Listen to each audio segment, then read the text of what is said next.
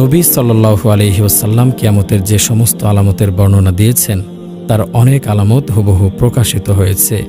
এ সমস্ত আলামত দেখে মুমিনদের ঈমান প্রতিদিনই বৃদ্ধি পাচ্ছে এবং নবুয়তের প্রমাণগুলো দেখে ইসলামের প্রতি তাদের আনুগত্য দিন দিন বৃদ্ধি পাচ্ছে।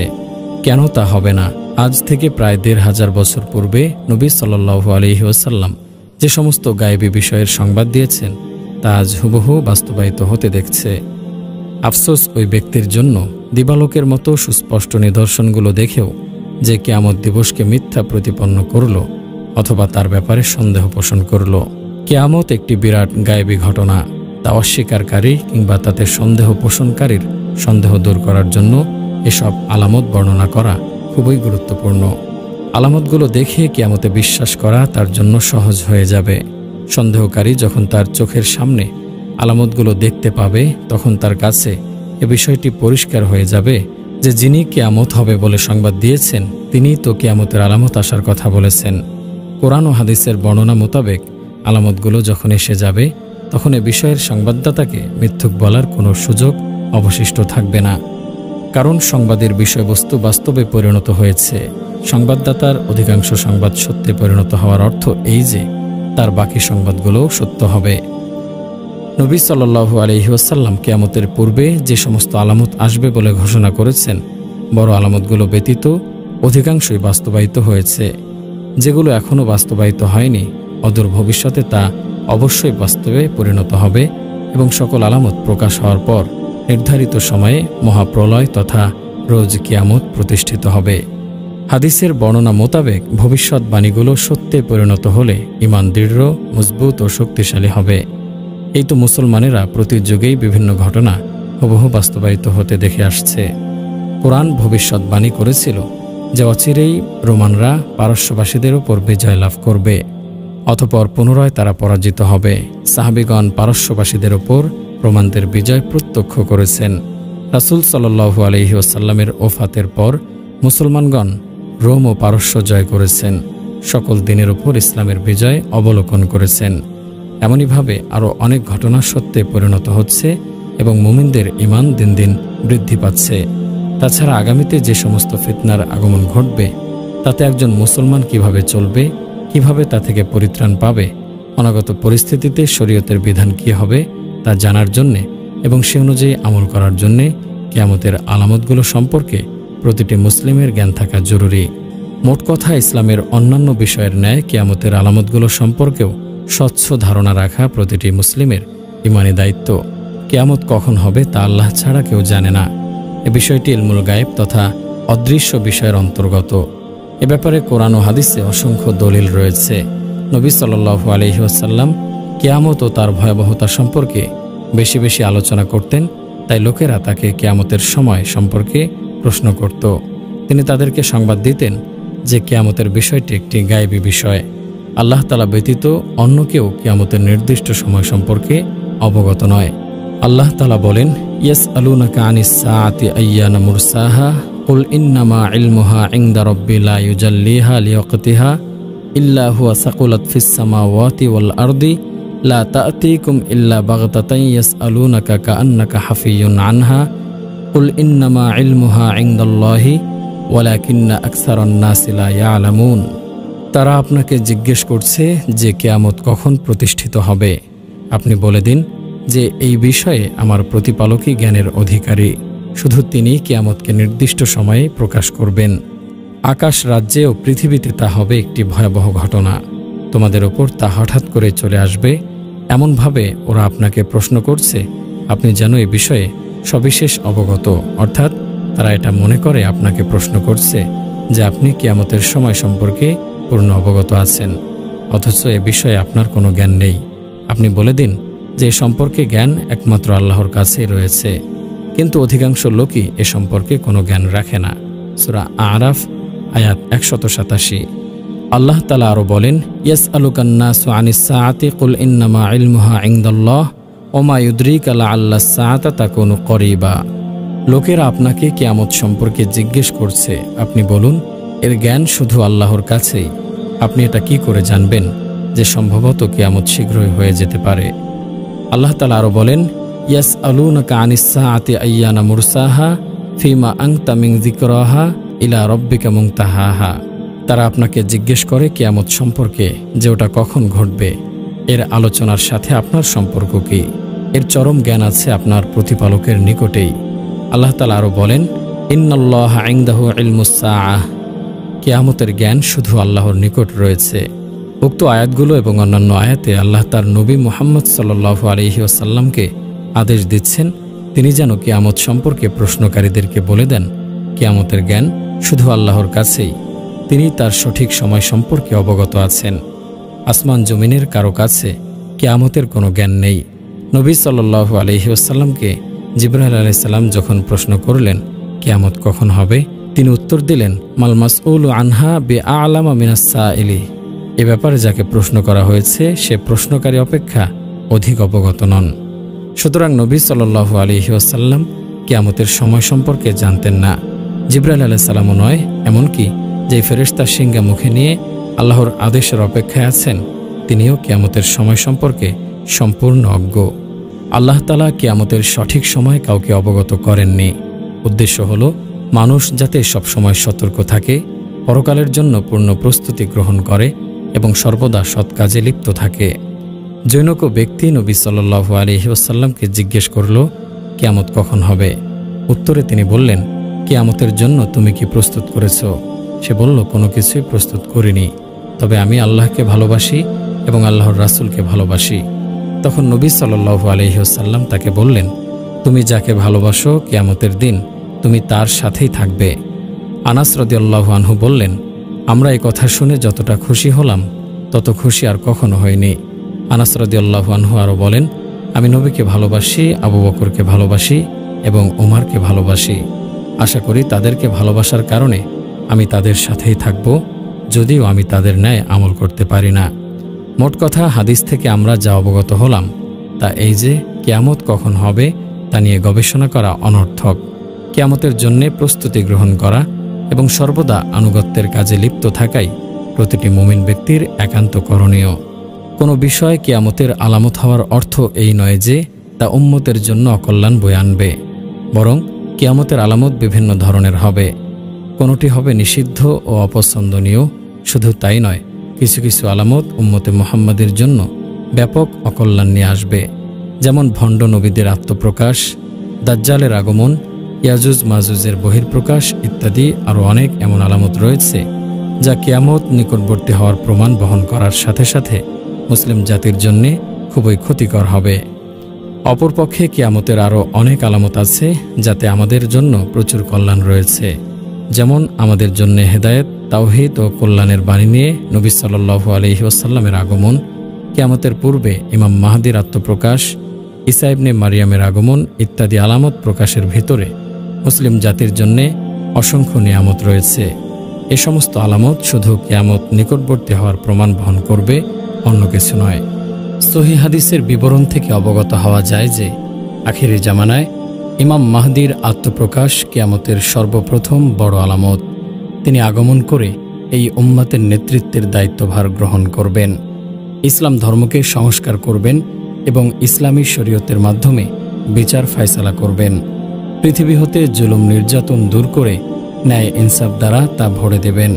উম্মতে মুহাম্মাদি তার আমলে বিরাট কল্যাণের ভেতর থাকবে। ইমাম ইবনে কাসির রহমতুল্লাহি আলাইহি বলেন, তখন ফল ফলাদিতে প্রচুর বরকত হবে, মানুষের সম্পদ বৃদ্ধি পাবে, ইসলাম বিজয়ী হবে, ইসলামের শত্রুরা পরাজিত হবে এবং সকল প্রকার কল্যাণ বিরাজ করবে। ইমাম মাহদীর পরিচয়, তার নাম হবে আমাদের নবী সাল্লাল্লাহু আলাইহি ওয়াসাল্লামের নামের মতোই এবং তার পিতার নাম হবে আমাদের নবী সাল্লাল্লাহু আলাইহি ওয়াসাল্লামের পিতার নামের মতোই। তিনি হবেন হাসান বিন আলী রাদিয়াল্লাহু আনহু-এর বংশ থেকে। ইবনে কাসির রহমতুল্লাহি আলাইহি বলেন, তিনি হলেন মুহাম্মদ বিন আবদুল্লাহ আল ফাতেমি আল হাসানি। তার আগমনের স্থান, তিনি পূর্বের কোনো একটি অঞ্চল থেকে প্রকাশিত হবেন, তবে পূর্ব দিক বলতে মদিনা মুনাওয়ারা হতে পূর্বের দিক বোঝানো হয়েছে। নবী সাল্লাল্লাহু আলাইহি ওয়াসাল্লাম বলেন, তোমাদের গুপ্তধনের নিকট তিনজন লোক ঝগড়া করবে, প্রত্যেকেই হবে খলিফার পুত্র, কেউ তা দখল করতে পারবে না। অতঃপর পূর্বের দিক থেকে কালো পতাকাধারী একদল সৈনিক আসবে, তারা ব্যাপক হত্যাকাণ্ড চালাবে। হাদিসের বর্ণনাকারী বলেন, এরপর নবী সাল্লাল্লাহু আলাইহি ওয়াসাল্লাম এমন কিছু বিষয়ের কথা বর্ণনা করলেন যা আমি স্মরণ রাখতে পারিনি। তোমরা যখন তাদেরকে দেখতে পাবে তখন তাদের নেতার হাতে বায়াত করবে, যদিও বরফের ওপর হামাগুড়ি দিয়ে উপস্থিত হতে হয়, কেননা তিনি হলেন আল্লাহর খলিফা মাহদী। ইমাম ইবনে কাসির রহমতুল্লাহি আলাইহি বলেন, উল্লেখিত হাদিসে যে ধনভাণ্ডারের কথা বলা হয়েছে তা হল কাবা ঘরের ধনভাণ্ডার। 3 জন খলিফার পুত্র তা দখল করার জন্য ঝগড়া করবে, কেউ তা দখল করতে পারবে না। সর্বশেষে আখেরি জামানায় পূর্বের কোনো একটি দেশ হতে মাহদী আগমন করবেন। তিনি আরও বলেন, পূর্বাঞ্চলের লোকেরা তাকে সাহায্য করবে এবং তার শাসনকে সমর্থন করবে। তারা কালো পতাকাধারী হবেন। মোট কথা, আখেরি জামানায় পূর্বদেশ হতে তার বের হওয়া সত্য। কাবা ঘরের পাশে তার জন্যে বায়াত করা হবে। ইমাম মাহদীর আগমনের ব্যাপারে অনেক সহিহ হাদিস রয়েছে। কোনো কোনো হাদিসে প্রকাশ্যভাবে তার নাম উল্লেখ আছে, আবার কোনো কোনো হাদিসে তার গুণাগুণ উল্লেখিত হয়েছে। তার আগমন সত্য হওয়ার জন্য এ সমস্ত হাদিসই যথেষ্ট। 1 আবু সাঈদ খুদরি রাদিয়াল্লাহু আনহু নবী সাল্লাল্লাহু আলাইহি ওয়াসাল্লাম হতে বর্ণনা করেন, আখেরি জামানায় আমার উম্মতের ভেতরে মাহদীর আগমন ঘটবে। তার শাসনকালে আকাশ থেকে প্রচুর বৃষ্টিপাত হবে, জমিন প্রচুর ফসল উৎপন্ন করবে। তিনি মানুষের মাঝে সমানভাবে প্রচুর সম্পদ বিতরণ করবেন। গৃহপালিত পশুর সংখ্যা বৃদ্ধি পাবে এবং উম্মতে মুহাম্মাদের সম্মান বৃদ্ধি পাবে। তিনি 7 বছর কিংবা 8 বছর জীবিত থাকবেন। 2 আবু সাঈদ খুদরি রাদিয়াল্লাহু আনহু হতে আরও বর্ণিত আছে, নবী সাল্লাল্লাহু আলাইহি ওয়াসাল্লাম বলেন, আমি তোমাদেরকে মাহদীর আগমন সম্পর্কে সুসংবাদ দিচ্ছি। মানুষেরা যখন মতবিরোধে লিপ্ত হবে তখন তিনি প্রেরিত হবেন। পৃথিবী হতে জুলুম নির্যাতন দূর করে ন্যায় ইনসাফ দ্বারা তা ভরে দেবেন। আসমান জমিনের সকল অধিবাসী তার উপর সন্তুষ্ট হবেন। তিনি মানুষের মাঝে সমানভাবে প্রচুর সম্পদ বিতরণ করবেন। নবী সাল্লাল্লাহু আলাইহি ওয়াসাল্লাম বলেন, আল মাহদিয়্যু মিন্নি আজলাল জাবহাতি আকনাল আনফি ইয়ামলাউল আরদ কিসতান ওয়া আদলান কামা মুলিআত জাওরান ওয়া যুলমাই ইয়ামলিকু সাবআ সিনিন। মাহদী আসবেন আমার বংশধর হতে। তার কপাল হবে উজ্জ্বল এবং নাক হবে উঁচু। পৃথিবী হতে জুলুম নির্যাতন দূর করে দিয়ে ন্যায় ইনসাফ দ্বারা তা ভরে দেবেন। 7 বছর পর্যন্ত তিনি রাজত্ব করবেন। 4 উম্মে সালমা রাদিয়াল্লাহু আনহু বলেন, আমি রাসূল সাল্লাল্লাহু আলাইহি ওয়াসাল্লামকে বলতে শুনেছি, মাহদীর আগমন হবে আমার পরিবারের ফাতেমার বংশধর হতে। 5 জাবের রাদিয়াল্লাহু আনহু বলেন, রাসূলুল্লাহ সাল্লাল্লাহু আলাইহি ওয়াসাল্লাম বলেছেন, ঈসা আলাইহিস সালাম যখন অবতরণ করবেন তখন মুসলমানদের আমির তাকে বলবেন, আসুন আমাদের নামাজের ইমামতি করুন। ঈসা আলাইহিস সালাম বলবেন, বরং তোমাদের আমির তোমাদের মধ্যে হতেই। এই উম্মতের সম্মানের কারণে তিনি এ মন্তব্য করবেন। ইমাম ইবনুল কাইয়িম আল মানারুল মুনিফ গ্রন্থে উক্ত হাদিসটি বর্ণনা করেছেন। যে আমিরের ইমামতিতে মুসলমানগণ নামাজ পড়বেন তিনি তার নামও উল্লেখ করেছেন, আর তিনি হলেন মাহদী। এই হাদিস সম্পর্কে ইবনুল কাইয়িম বলেন, হাদিসের সনদ খুব ভালো। 6 আবু সাঈদ খুদরি রাদিয়াল্লাহু আনহু রাসূল সাল্লাল্লাহু আলাইহি ওয়াসাল্লাম হতে বর্ণনা করেন, ঈসা ইবনে মারিয়াম যে ইমামের পিছনে নামাজ পড়বেন তিনি হবেন আমাদের মধ্যে হতে। 7 নবী সাল্লাল্লাহু আলাইহি ওয়াসাল্লাম বলেন, ততদিন দুনিয়া ধ্বংস হবে না যতদিন না আমার পরিবারের একজন লোক আরবদের বাদশাহ হবেন। তার নাম হবে আমার নামে এবং তার পিতার নাম হবে আমার পিতার নামের অনুরূপ, অর্থাৎ তার নাম হবে মুহাম্মদ বিন আবদুল্লাহ। 8 উম্মে সালামা রাদিয়াল্লাহু আনহা বলেন, নবী সাল্লাল্লাহু আলাইহি ওয়াসাল্লাম বলেছেন, কাবা ঘরের পাশে একজন লোক আশ্রয় নেবে, তার বিরুদ্ধে একদল সৈনিক প্রেরণ করা হবে। সৈন্যরা যখন বায়দা নামক স্থানে পৌঁছবে তখন জমিন তাদেরকে গ্রাস করে ফেলবে। উম্মে সালামা বলেন, আমি রাসূল সাল্লাল্লাহু আলাইহি ওয়াসাল্লামকে জিজ্ঞেস করলাম, অপছন্দ সত্ত্বেও যারা তাদের সাথে যাবে তাদের অবস্থা কি হবে? উত্তরে নবী সাল্লাল্লাহু আলাইহি ওয়াসাল্লাম বললেন, তাকে সহ জমিন ধসে যাবে, তবে কিয়ামতের দিন সে আপন নিয়তের উপরে পুনরুত্থিত হবে। 9 হাফসা রাদিয়াল্লাহু আনহা হতে বর্ণিত, রাসূল সাল্লাল্লাহু আলাইহি ওয়াসাল্লাম বলেন, অচিরেই এই ঘরের অর্থাৎ কাবা ঘরের পাশে একদল লোক আশ্রয় গ্রহণ করবে। শত্রুর সাথে মোকাবেলা করার মতো তাদের কোনো উল্লেখযোগ্য সৈনিক কিংবা অস্ত্রশস্ত্র বা প্রস্তুতি থাকবে না। তাদেরকে হত্যা করার জন্য একদল সৈনিক প্রেরণ করা হবে। সৈন্যরা যখন বায়দা নামক স্থানে পৌঁছবে তখন জমিন তাদেরকে গ্রাস করে ফেলবে। 10 আয়েশা রাদিয়াল্লাহু আনহা বলেন, একদা রাসূল সাল্লাল্লাহু আলাইহি ওয়াসাল্লাম ঘুমের ঘোরে এলোমেলো কিছু কাজ করলেন। আয়েশা রাদিয়াল্লাহু আনহা বলেন, জাগ্রত হলে আমরা তাকে বললাম, ঘুমের মধ্যে আপনি আজ এমন কিছু কাজ করেছেন যা অতীতে কখনো করেননি। তিনি বললেন, আমার উম্মতের একদল লোক কাবার পাশে আশ্রয় গ্রহণকারী কুরাইশ বংশের একজন লোকের বিরুদ্ধে যুদ্ধ করার উদ্দেশ্যে রওনা হবে। তারা যখন বায়দা নামক স্থানে পৌঁছবে তখন তাদেরকে নিয়ে জমিন ধসে যাবে। আমরা বললাম, হে আল্লাহর রাসূল, তখন তো রাস্তায় বিভিন্ন ধরনের লোক থাকবে। নবী সাল্লাল্লাহু আলাইহি ওয়াসাল্লাম বললেন, তাদের ভিতর এমন লোক থাকবে যারা নিজেদেরকে গুমরাহ জেনেও বের হবে। কাউকে বল প্রয়োগ করে আনা হবে এবং তাদের মধ্যে মুসাফিরও থাকবে। তারা সকলে ধ্বংস হয়ে যাবে, তবে সকলকেই আল্লাহ তাআলা নিয়তের ওপর পুনরুত্থিত করবেন। তাদেরকে নিয়তের ওপর পুনরুত্থিত করার অর্থ তাদের কেউ জান্নাতে যাবে, আবার কেউ জাহান্নামে প্রবেশ করবে। যারা নিজেদের ভ্রান্ত জেনেও উক্ত ইমামের বিরুদ্ধে যুদ্ধ করতে বের হবে তারা জাহান্নামী হবে, আর যাদেরকে বাধ্য করে আনা হবে তাদের কোনো অপরাধ হবে না। এমনইভাবে পথিক ও পার্শ্ববর্তী স্থানের লোকেরাও উক্ত ভূমিধস থেকে রেহাই পাবে না, কিন্তু সকল শ্রেণীর লোক নিজ নিজ আমল নিয়ে পুনরুত্থিত হবে। নবী সাল্লাল্লাহু আলাইহি ওয়াসাল্লাম বলেন, কাইফা আনতুম ইযা নাযালা ইবনু মারইয়ামা ফীকুম ওয়া ইমামুকুম মিনকুম। সেদিন কেমন হবে তোমাদের অবস্থা যেদিন তোমাদের মধ্যে ঈসা ইবনে মারইয়াম নেমে আসবেন এবং তোমাদের মধ্য হতেই একজন ইমাম হবেন, অর্থাৎ তোমাদের সাথে জামাতে শরীক হয়ে ঈসা আলাইহিস সালাম তোমাদের ইমামের পেছনে নামাজ আদায় করবেন। জাবের রাদিয়াল্লাহু আনহু বলেন, আমি রাসূল সাল্লাল্লাহু আলাইহি ওয়াসাল্লামকে বলতে শুনেছি, আমার উম্মতের একটি দল হকের ওপর বিজয়ী থেকে কিয়ামত পর্যন্ত লড়াই করতে থাকবে। অতঃপর ঈসা ইবনে মারইয়াম অবতরণ করবেন। তাকে দেখে মুসলমানদের আমির বলবেন, আসুন আমাদেরকে নিয়ে নামাজের ইমামতি করুন। ঈসা আলাইহিস সালাম বলবেন, না, বরং তোমাদের আমির তোমাদের মধ্য হতেই। এই উম্মতের সম্মানের কারণেই তিনি এই মন্তব্য করবেন। আখেরি জামানায় কিয়ামতের নিকটবর্তী সময়ে মিথ্যুক দাজ্জালের আবির্ভাব ঘটবে। দাজ্জালের আগমন কিয়ামত নিকটবর্তী হওয়ার সবচেয়ে বড় আলামত। মানব জাতির জন্যে দাজ্জালের চেয়ে অধিক বড় বিপদ আর নেই। বিশেষ করে সে সময় যে সমস্ত মুমিন জীবিত থাকবে তাদের জন্য ঈমান নিয়ে টিকে থাকা অত্যন্ত কঠিন হয়ে পড়বে। সমস্ত নবী আপন উম্মতকে দাজ্জালের ভয় দেখিয়েছেন। আমাদের নবী সাল্লাল্লাহু আলাইহি ওয়াসাল্লামও দাজ্জালের ফিতনা থেকে সতর্ক করেছেন এবং তার অনিষ্ট থেকে বাঁচার উপায়ও বলে দিয়েছেন। ইবনে ওমর রাদিয়াল্লাহু আনহু নবী সাল্লাল্লাহু আলাইহি ওয়াসাল্লাম হতে বর্ণনা করেন, একদা নবী সাল্লাল্লাহু আলাইহি ওয়াসাল্লাম দাঁড়িয়ে আল্লাহর যথাযোগ্য প্রশংসা করলেন। অতঃপর দাজ্জালের আলোচনা করতে গিয়ে বললেন, আমি তোমাদেরকে তার ফিতনা থেকে সাবধান করছি। সকল নবী তাদের উম্মতকে দাজ্জালের ভয় দেখিয়েছেন, কিন্তু আমি তোমাদের কাছে দাজ্জালের একটি পরিচয়ের কথা বলবো যা কোনো নবী তার উম্মতকে বলেন নাই। তা হলো দাজ্জাল অন্ধ হবে, আর আমাদের মহান আল্লাহ অন্ধ নন। নওয়াস বিন সামান রাদিয়াল্লাহু আনহু বলেন, একদা রাসূল সাল্লাল্লাহু আলাইহি ওয়াসাল্লাম সকালবেলা আমাদের কাছে দাজ্জালের বর্ণনা করলেন। তিনি তার ফিতনাকে খুব বড় করে তুলে ধরলেন।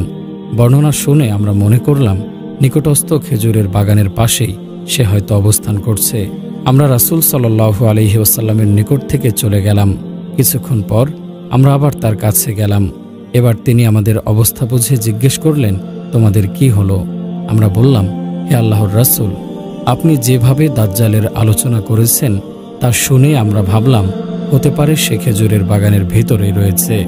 নবী সাল্লাল্লাহু আলাইহি ওয়াসাল্লাম বললেন, দাজ্জাল ছাড়া তোমাদের ওপর আমার আরও ভয় রয়েছে।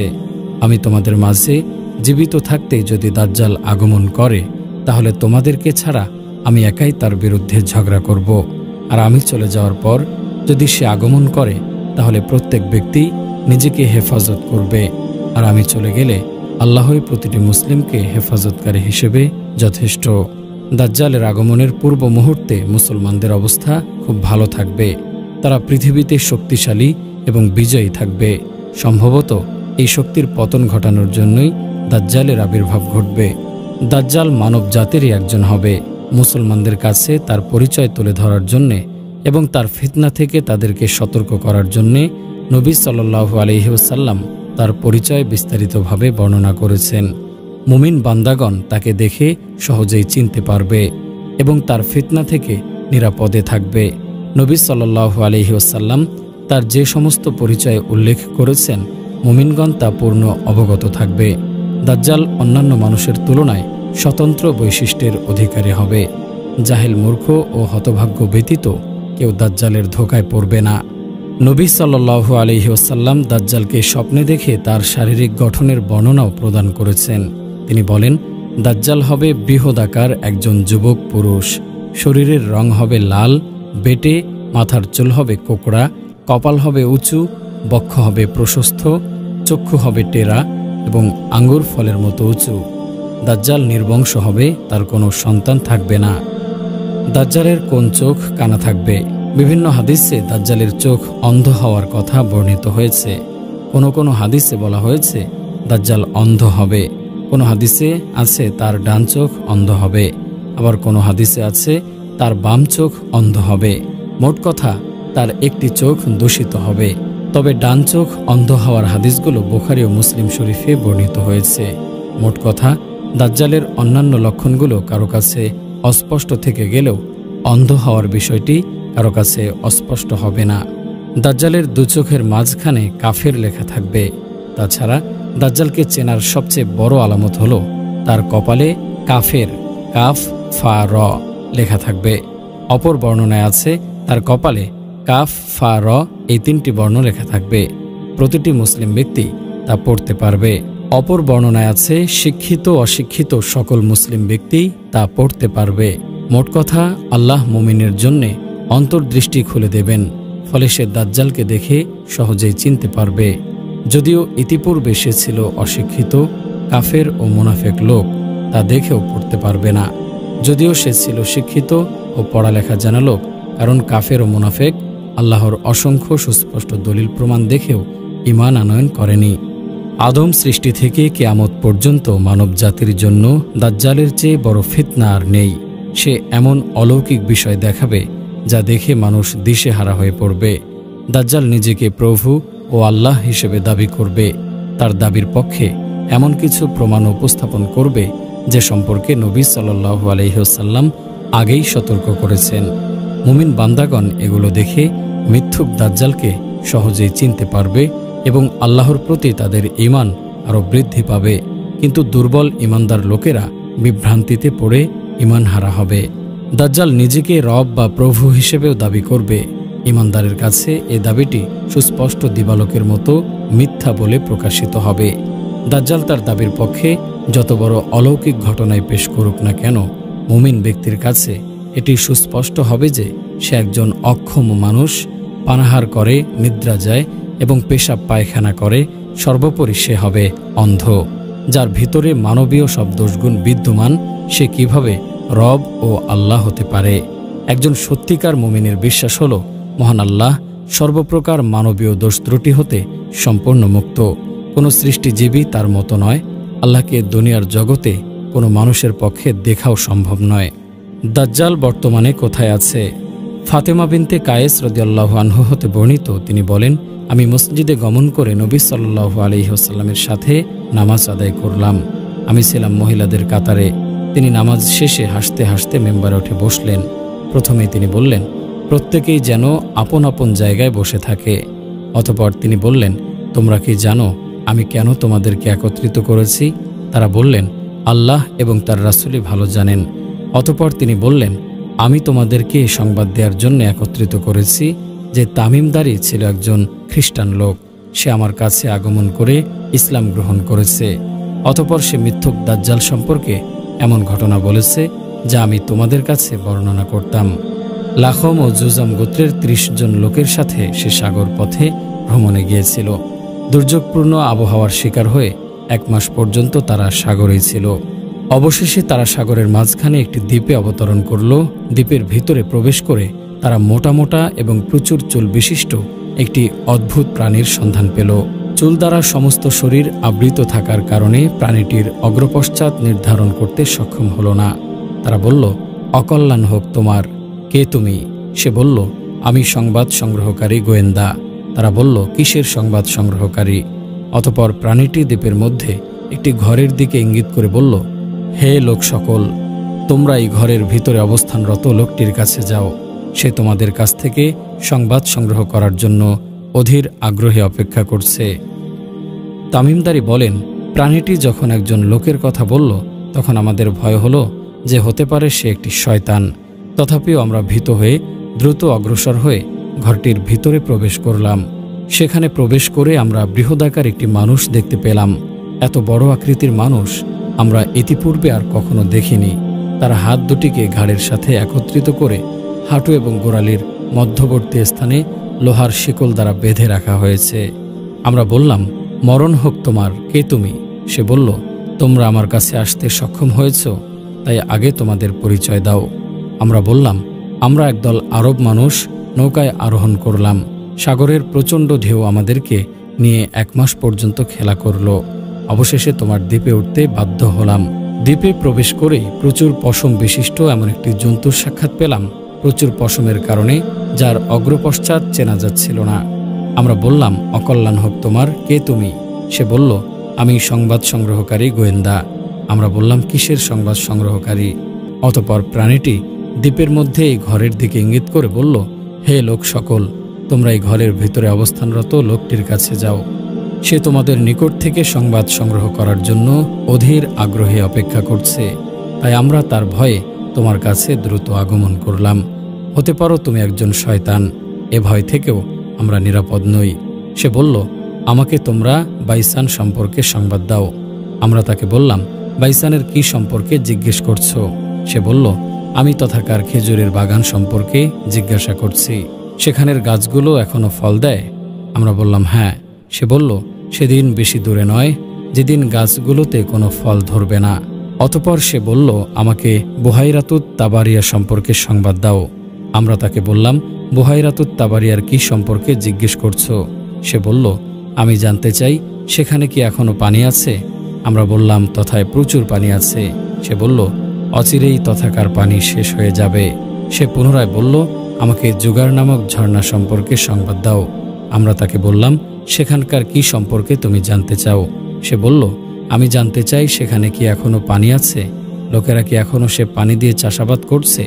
আমরা বললাম, তথায় প্রচুর পানি রয়েছে, লোকেরা সে পানি দিয়ে চাষাবাদ করছে। সে আবার বলল, আমাকে উম্মিদের নবী সম্পর্কে জানাও। আমরা বললাম, সে মক্কায় আগমন করে বর্তমানে মদিনায় হিজরত করেছে। সে বলল, আরবরা কি তার সাথে যুদ্ধ করেছে? বললাম, হ্যাঁ। সে বলল, ফলাফল কি হয়েছে? আমরা তাকে সংবাদ দিলাম যে পার্শ্ববর্তী আরবদের উপর তিনি জয়লাভ করেছেন, ফলে তারা তার আনুগত্য স্বীকার করে নিয়েছে। সে বলল, তাই নাকি? আমরা বললাম, তাই। সে বলল, তার আনুগত্য করাই তাদের জন্য ভালো। এখন আমার কথা শোনো, আমি হলাম দাজ্জাল। অচিরে আমাকে বের হওয়ার অনুমতি দেয়া হবে। আমি বের হয়ে 40 দিনের ভিতরে পৃথিবীর সমস্ত দেশ ভ্রমণ করব। তবে মক্কা মদিনায় প্রবেশ করা আমার জন্য নিষিদ্ধ থাকবে। যখনই আমি মক্কা বা মদিনায় প্রবেশ করতে চাইব, তখনই ফেরেশতাগণ কোষমুক্ত তলোয়ার হাতে নিয়ে আমাকে তাড়া করবে। মক্কা মদিনার প্রতিটি প্রবেশ পথে ফেরেশতাগণ পাহারা দিবে। হাদিসের বর্ণনাকারী ফাতেমা বিনতে কায়েস বলেন, নবী সাল্লাল্লাহু আলাইহি ওয়াসাল্লাম হাতের লাঠি দিয়ে মিম্বারে আঘাত করতে করতে বললেন, এটাই মদিনা, এটাই মদিনা, এটাই মদিনা, অর্থাৎ এখানে দাজ্জাল আসতে পারবে না। অতঃপর নবী সাল্লাল্লাহু আলাইহি ওয়াসাল্লাম মানুষকে লক্ষ্য করে বললেন, তামিমদারির হাদিসটি আমার কাছে খুবই ভালো লেগেছে। তার বর্ণনা আমার বর্ণনার অনুরূপ হয়েছে, বিশেষ করে মক্কা ও মদিনা সম্পর্কে। শুনে রাখো, সে আছে সামদেশের সাগরে, ভূমধ্য সাগরে অথবা আরব সাগরে। তা নয়, সে আছে পূর্ব দিকে, সে আছে পূর্ব দিকে, সে আছে পূর্ব দিকে। এই বলে তিনি পূর্ব দিকে ইঙ্গিত করে দেখালেন। ফাতেমা বিনতে কায়েস বলেন, আমি এই হাদিসটি নবী সাল্লাল্লাহু আলাইহি ওয়াসাল্লামের নিকট থেকে মুখস্থ করে রেখেছি। দাজ্জালের যে সমস্ত ক্ষমতা দেখে মানুষ বিভ্রান্তিতে পড়বে। এক স্থান হতে অন্য স্থানে দ্রুত পরিভ্রমণ। নওয়াস বিন সামান থেকে বর্ণিত, নবী সাল্লাল্লাহু আলাইহি ওয়াসাল্লামকে দাজ্জালের চলার গতি সম্পর্কে জিজ্ঞেস করা হলে তিনি বলেন, দ্রুতগামী বাতাস বৃষ্টিকে যেভাবে চালিয়ে নেয়, দাজ্জালের চলার গতিও সেরকম হবে। তিনি আরও সংবাদ দিয়েছেন যে মক্কা ও মদিনা ব্যতীত পৃথিবীর সমস্ত অঞ্চল সে ভ্রমণ করবে। মক্কা ও মদিনার সমস্ত প্রবেশপথে ফেরেশতাগণ তলোয়ার হাতে নিয়ে পাহারা দিবে। দাজ্জালের সাথে থাকবে জান্নাত জাহান্নাম, দাজ্জালের সাথে জান্নাত এবং জাহান্নাম থাকবে। প্রকৃত অবস্থা হবে সম্পূর্ণ বিপরীত। দাজ্জালের জাহান্নামের আগুন প্রকৃতপক্ষে সুমিষ্ট পানি এবং জান্নাত হবে জাহান্নামের আগুন। নবী সাল্লাল্লাহু আলাইহি ওয়াসাল্লাম বলেন, দাজ্জালের সাথে যা থাকবে তা আমি অবগত আছি। তার সাথে দুটি নদী প্রবাহিত থাকবে। বাহ্যিক দৃষ্টিতে একটিতে সুন্দর পরিষ্কার পানি দেখা যাবে, অন্যটিতে দাউ দাউ করে আগুন জ্বলতে দেখা যাবে। যার সাথে দাজ্জালের সাক্ষাৎ হবে সে যেন দাজ্জালের আগুনে ঝাঁপ দিয়ে পড়ে এবং সেখান থেকে পান করে, কারণ উহা সুমিষ্ট পানি। তার চোখের উপরে মোটা আবরণ থাকবে, কপালে কাফের লেখা থাকবে। মূর্খ ও শিক্ষিত সকল ইমানদার লোকই তা পড়তে সক্ষম হবে। দাজ্জাল মৃত ব্যক্তিকে জীবিত করবে। দাজ্জাল তার কর্মকাণ্ডে শয়তানের সহযোগিতা নেবে। শয়তান কেবল মিথ্যা ও গুমরাহি এবং কুফরি কাজেই সাহায্য করে থাকে। নবী সাল্লাল্লাহু আলাইহি ওয়াসাল্লাম বলেন, দাজ্জাল মানুষের কাছে গিয়ে বলবে, আমি যদি তোমার মৃত পিতামাতাকে জীবিত করে দেখাই তাহলে কি তুমি আমাকে প্রভু হিসেবে মানবে? সে বলবে, অবশ্যই মানব। এই সুযোগে শয়তান তার পিতামাতার আকৃতি ধরে সন্তানকে বলবে, হে সন্তান, তুমি তার অনুসরণ করো, সে তোমার প্রতিপালক। হে আল্লাহ, আমরা আপনার কাছে দাজ্জালের ফিতনা থেকে আশ্রয় চাই। জড় পদার্থ ও পশুরাও দাজ্জালের ডাকে সাড়া দেবে। দাজ্জালের ফিতনার মাধ্যমে আল্লাহ তার বান্দাদেরকে পরীক্ষা করবেন। দাজ্জাল আকাশকে আদেশ দেবে বৃষ্টি বর্ষণ করার জন্য। আকাশ তার আদেশে বৃষ্টি বর্ষণ করবে। জমিনকে ফসল উৎপন্ন করতে বলবে, জমিন ফসল উৎপন্ন করবে। চতুষ্পদ জন্তুকে ডাক দিলে তারা দাজ্জালের ডাকে সাড়া দেবে। ধ্বংসপ্রাপ্ত ঘরবাড়িকে তার নিচে লুকায়িত গুপ্তধন বের করতে বলবে। নবী সাল্লাল্লাহু আলাইহি ওয়াসাল্লাম বলেন, দাজ্জাল এক জনসমাজে গিয়ে মানুষকে তার প্রতি ঈমান আনয়নের আহ্বান জানাবে। এতে তারা ঈমান আনবে। দাজ্জাল তাদের ওপর বৃষ্টি বর্ষণ করার জন্য আকাশকে আদেশ দেবে। আকাশ বৃষ্টি বর্ষণ করবে, জমিন ফসল উৎপন্ন করবে এবং তাদের পশুপাল ও চতুষ্পদ জন্তুগুলো অধিক মোটাতাজা হবে এবং পূর্বের তুলনায় বেশি দুধ প্রদান করবে। অতঃপর অন্য একটি জনসমাজে গিয়ে মানুষকে তার প্রতি ঈমান আনয়নের আহ্বান জানাবে। লোকেরা তার কথা প্রত্যাখ্যান করবে। দাজ্জাল তাদের নিকট থেকে ব্যর্থ হয়ে ফেরত আসবে। এতে তারা চরম অভাবে পড়বে। তাদের ক্ষেত খামারে চরম ফসলহানি দেখা দেবে। দাজ্জাল পরিত্যক্ত ভূমিকে তার নিচে লুকায়িত গুপ্তধন বের করতে বলবে। গুপ্তধনগুলো বের হয়ে মৌমাছির দলের ন্যায় তার পিছে পিছে চলতে থাকবে। দাজ্জাল একজন মুমিন যুবককে হত্যা করে পুনরায় জীবিত করবে। নবী সাল্লাল্লাহু আলাইহি ওয়াসাল্লাম বলেন, দাজ্জাল বের হয়ে মদিনার দিকে অগ্রসর হবে। যেহেতু মদিনায় দাজ্জালের প্রবেশ নিষেধ, তাই সে মদিনার নিকটবর্তী একটি স্থানে অবস্থান করবে। তার কাছে একজন মুমিন লোক গমন করবেন। তিনি হবেন ওই জামানার সর্বোত্তম মুমিন। দাজ্জালকে দেখে তিনি বলবেন, আমি সাক্ষ্য দিচ্ছি যে তুমি সেই দাজ্জাল যার সম্পর্কে রাসূল সাল্লাল্লাহু আলাইহি ওয়াসাল্লাম আমাদেরকে সাবধান করেছেন। তখন দাজ্জাল উপস্থিত মানুষকে লক্ষ্য করে বলবে, আমি যদি একে হত্যা করে জীবিত করতে পারি তাহলে কি তোমরা আমার ব্যাপারে কোনো সন্দেহ পোষণ করবে? লোকেরা বলবে, না। অতঃপর সে উক্ত মুমিনকে হত্যা করে পুনরায় জীবিত করবে। এ পর্যায়ে যুবকটি বলবে, আল্লাহর শপথ, তুমি যে মিথ্যুক দাজ্জাল, এ সম্পর্কে আমার বিশ্বাস আগের তুলনায় আরও মজবুত হলো। দাজ্জাল তাকে দ্বিতীয়বার হত্যা করার চেষ্টা করবে, কিন্তু তাকে হত্যা করতে সক্ষম হবে না। মুসলিম শরীফের বর্ণনায় এসেছে, উক্ত যুবক দাজ্জালকে দেখে বলবে, হে লোক সকল, এটি সেই দাজ্জাল যা থেকে নবী সাল্লাল্লাহু আলাইহি ওয়াসাল্লাম আমাদেরকে সাবধান করেছেন। অতঃপর দাজ্জাল তার অনুসারীদেরকে বলবে, একে ধরো এবং প্রহার করো। তাকে মেরে পিটে জখম করা হবে। অতঃপর দাজ্জাল তাকে জিজ্ঞেস করবে, এখনও কি আমার প্রতি ঈমান আনবে না? নবী সাল্লাল্লাহু আলাইহি ওয়াসাল্লাম বলেন, উক্ত যুবক বলবেন, তুমি মিথ্যাবাদী দাজ্জাল। তারপর দাজ্জালের আদেশে তার মাথায় করাত লাগিয়ে দ্বিখণ্ডিত করে ফেলবে। দাজ্জাল দুখণ্ডের মাঝ দিয়ে হাঁটাহাঁটি করবে। অতঃপর বলবে, উঠে দাঁড়াও। তিনি উঠে দাঁড়াবেন। দাজ্জাল বলবে, এখনও ঈমান আনবে না? তিনি বলবেন, তুমি মিথ্যুক দাজ্জাল হওয়ার ব্যাপারে এখন আমার বিশ্বাস আরও বৃদ্ধি পেয়েছে। অতঃপর তিনি বলবেন, হে লোক সকল, আমার পরে আর কারো সাথে এরূপ করতে পারবে না। অতঃপর দাজ্জাল তাকে পাকড়াও করে আবার জবেহ করার চেষ্টা করবে, কিন্তু তার গলায় জবেহ করার স্থানটি তামায় পরিণত হয়ে যাবে। কাজেই সে জবেহ করতে ব্যর্থ হবে। অতঃপর তার হাতে পায়ে ধরে জাহান্নামে নিক্ষেপ করবে। লোকেরা মনে করবে তাকে জাহান্নামের আগুনে নিক্ষেপ করা হয়েছে, অথচ সে জান্নাতে নিক্ষিপ্ত হয়েছে।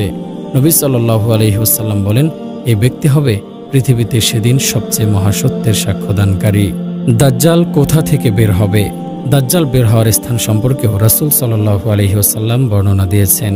সে পূর্ব দিকের পারস্য দেশ থেকে বের হবে। সে স্থানটির নাম হবে খোরাসান।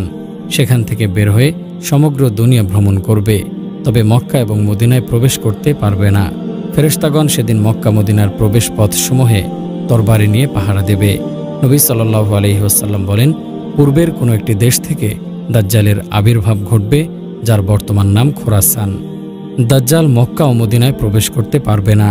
সহিহ হাদিসের বিবরণ অনুযায়ী দাজ্জালের জন্য মক্কা ও মদিনাতে প্রবেশ নিষিদ্ধ থাকবে।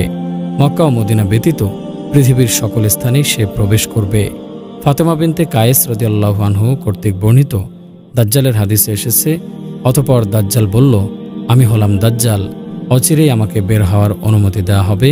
আমি বের হয়ে 40 দিনের ভেতরে পৃথিবীর সমস্ত দেশ ভ্রমণ করব, তবে মক্কা মদিনায় প্রবেশ করা আমার জন্য নিষিদ্ধ থাকবে। যখনই আমি মক্কা বা মদিনায় প্রবেশ করতে চাইব, তখনই কোষমুক্ত তলোয়ার হাতে নিয়ে ফেরেশতাগণ আমাকে তাড়া করবে। মক্কা মদিনার প্রতিটি প্রবেশ পথে ফেরেশতাগণ পাহারা দেবে। সে সময় মদিনা শরীফ 3 বার কেঁপে উঠবে এবং প্রত্যেক মুনাফেক এবং কাফেরকে বের করে দেবে।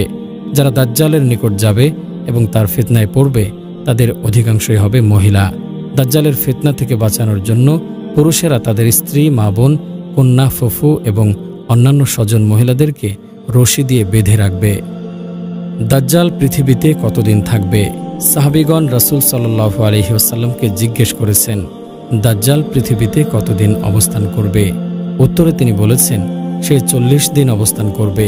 প্রথম দিনটি হবে 1 বছরের মতো লম্বা, দ্বিতীয় দিনটি হবে 1 মাসের মতো, তৃতীয় দিনটি হবে 1 সপ্তাহের মতো, আর বাকি দিনগুলো দুনিয়ার স্বাভাবিক দিনের মতোই হবে। আমরা বললাম, যে দিনটি 1 বছরের মতো দীর্ঘ হবে, সে দিন কি 1 দিনের নামাজই যথেষ্ট হবে? উত্তরে তিনি বললেন, না, বরং তোমরা অনুমান করে সময় নির্ধারণ করে নামাজ পড়বে। কারা দাজ্জালের অনুসরণ করবে? দাজ্জালের অধিকাংশ অনুসারী হবে ইহুদি, তুর্কি এবং অনারব লোক। তাদের অধিকাংশই হবে গ্রাম্য, মূর্খ এবং মহিলা। ইহুদিরা মিথ্যুক কানা দাজ্জালের অপেক্ষায় রয়েছে। তাদের বিশ্বাস অনুযায়ী দাজ্জাল হবে তাদের বাদশাহ। তার নেতৃত্বে তারা বিশ্ব পরিচালনা করবে। নবী সাল্লাল্লাহু আলাইহি ওয়াসাল্লাম বলেন, দাজ্জালের অধিকাংশ অনুসারী হবে ইহুদি এবং মহিলা। তিনি আরও বলেন, ইস্পাহানের 70,000 ইহুদি দাজ্জালের অনুসরণ করবে। তাদের সবার পরনে থাকবে সেলাইবিহীন চাদর। গ্রাম্য অশিক্ষিত লোকেরা মূর্খতার কারণে এবং দাজ্জালের পরিচয় সম্পর্কে তাদের জ্ঞান না থাকার কারণে দাজ্জালের অলৌকিক ক্ষমতা দেখে তারা ফিতনায় পড়বে। মহিলাদের ব্যাপারটিও অনুরূপ। তারা সহজেই যে কোনো জিনিস দেখে প্রভাবিত হয়ে থাকে। দাজ্জালের ফিতনা থেকে বাঁচার উপায়। নবী সাল্লাল্লাহু আলাইহি ওয়াসাল্লাম দাজ্জালের ফিতনা হতে রেহাই পাওয়ার উপায়ও বলে দিয়েছেন। তিনি উম্মতকে একটি সুস্পষ্ট দিনের উপর রেখে গেছেন। সকল প্রকার কল্যাণের পথ প্রদর্শন করেছেন এবং সকল অকল্যাণের পথ হতে সতর্ক করেছেন। উম্মতের উপরে যেহেতু দাজ্জালের ফিতনা সবচেয়ে বড়, তাই তিনি দাজ্জালের ফিতনা থেকে কঠোরভাবে সাবধান করেছেন এবং দাজ্জালের লক্ষণগুলো সুস্পষ্ট করে বর্ণনা করেছেন, যাতে মুমিন বান্দাদের জন্য এই প্রতারক, ধোঁকাবাজ ও মিথ্যুক দাজ্জালকে চিনতে কোনোরূপ অসুবিধা না হয়। ইমাম সাফারাইনি রহমতুল্লাহি আলাইহি বলেন, প্রতিটি বিজ্ঞ মুসলিমের উচিত তার ছেলে মেয়ে, স্ত্রী, পরিবার এবং সকল নারী পুরুষদের জন্য দাজ্জালের হাদিসগুলো বর্ণনা করা। বিশেষ করে ফিতনায় পরিপূর্ণ আমাদের বর্তমান জামানায় দাজ্জালের ফিতনা থেকে বাঁচার উপায়গুলো: 1. ইসলামকে সঠিকভাবে আঁকড়িয়ে ধরা। ইসলামকে সঠিকভাবে আঁকড়িয়ে ধরা এবং ঈমানের ওপর অটল থাকাই দাজ্জালের ফিতনা থেকে বাঁচার একমাত্র উপায়। যে মুমিন আল্লাহর নাম ও তার অতুলনীয় সুমহান গুণাবলী সম্পর্কে জ্ঞান অর্জন করবে, সে অতি সহজেই দাজ্জালকে চিনতে পারবে। সে দেখতে পাবে দাজ্জাল খায়, পান করে। মুমিনের আকীদা এই যে আল্লাহ তাআলা পানাহার ও অন্যান্য মানবীয় দোষগুণ থেকে সম্পূর্ণ পবিত্র। যে পানাহারের প্রতি মুখাপেক্ষী, সে কখনো আল্লাহ বা রব হতে পারে না। দাজ্জাল হবে অন্ধ। আল্লাহ এরূপ দোষ ত্রুটির অনেক ঊর্ধ্বে। আল্লাহর গুণাবলী সম্পর্কে সুস্পষ্ট ধারণার অধিকারী মুমিনগণের মনে প্রশ্ন জাগবে যে নিজের দোষ থেকে মুক্ত হতে পারে না, সে কিভাবে প্রভু হতে পারে। মুমিনের আকীদা এই যে আল্লাহকে দুনিয়ার জীবনে দেখা সম্ভব নয়, অথচ মিথ্যুক দাজ্জালকে মুমিন কাফের সবাই দুনিয়াতে দেখতে পাবে। 2. দাজ্জালের ফিতনা থেকে আশ্রয় প্রার্থনা করা।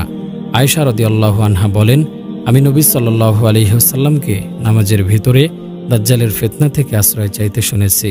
তিনি নামাজের শেষ তাশাহুদে বলতেন, আল্লাহুম্মা ইন্নী আউযু বিকা মিন আযাবিল কবরি ওয়া মিন আযাবিন নারি ওয়া মিন ফিতনাতিল মাহইয়া ওয়াল মামাতি ওয়া মিন ফিতনাতিল মাসিহিদ দাজ্জাল।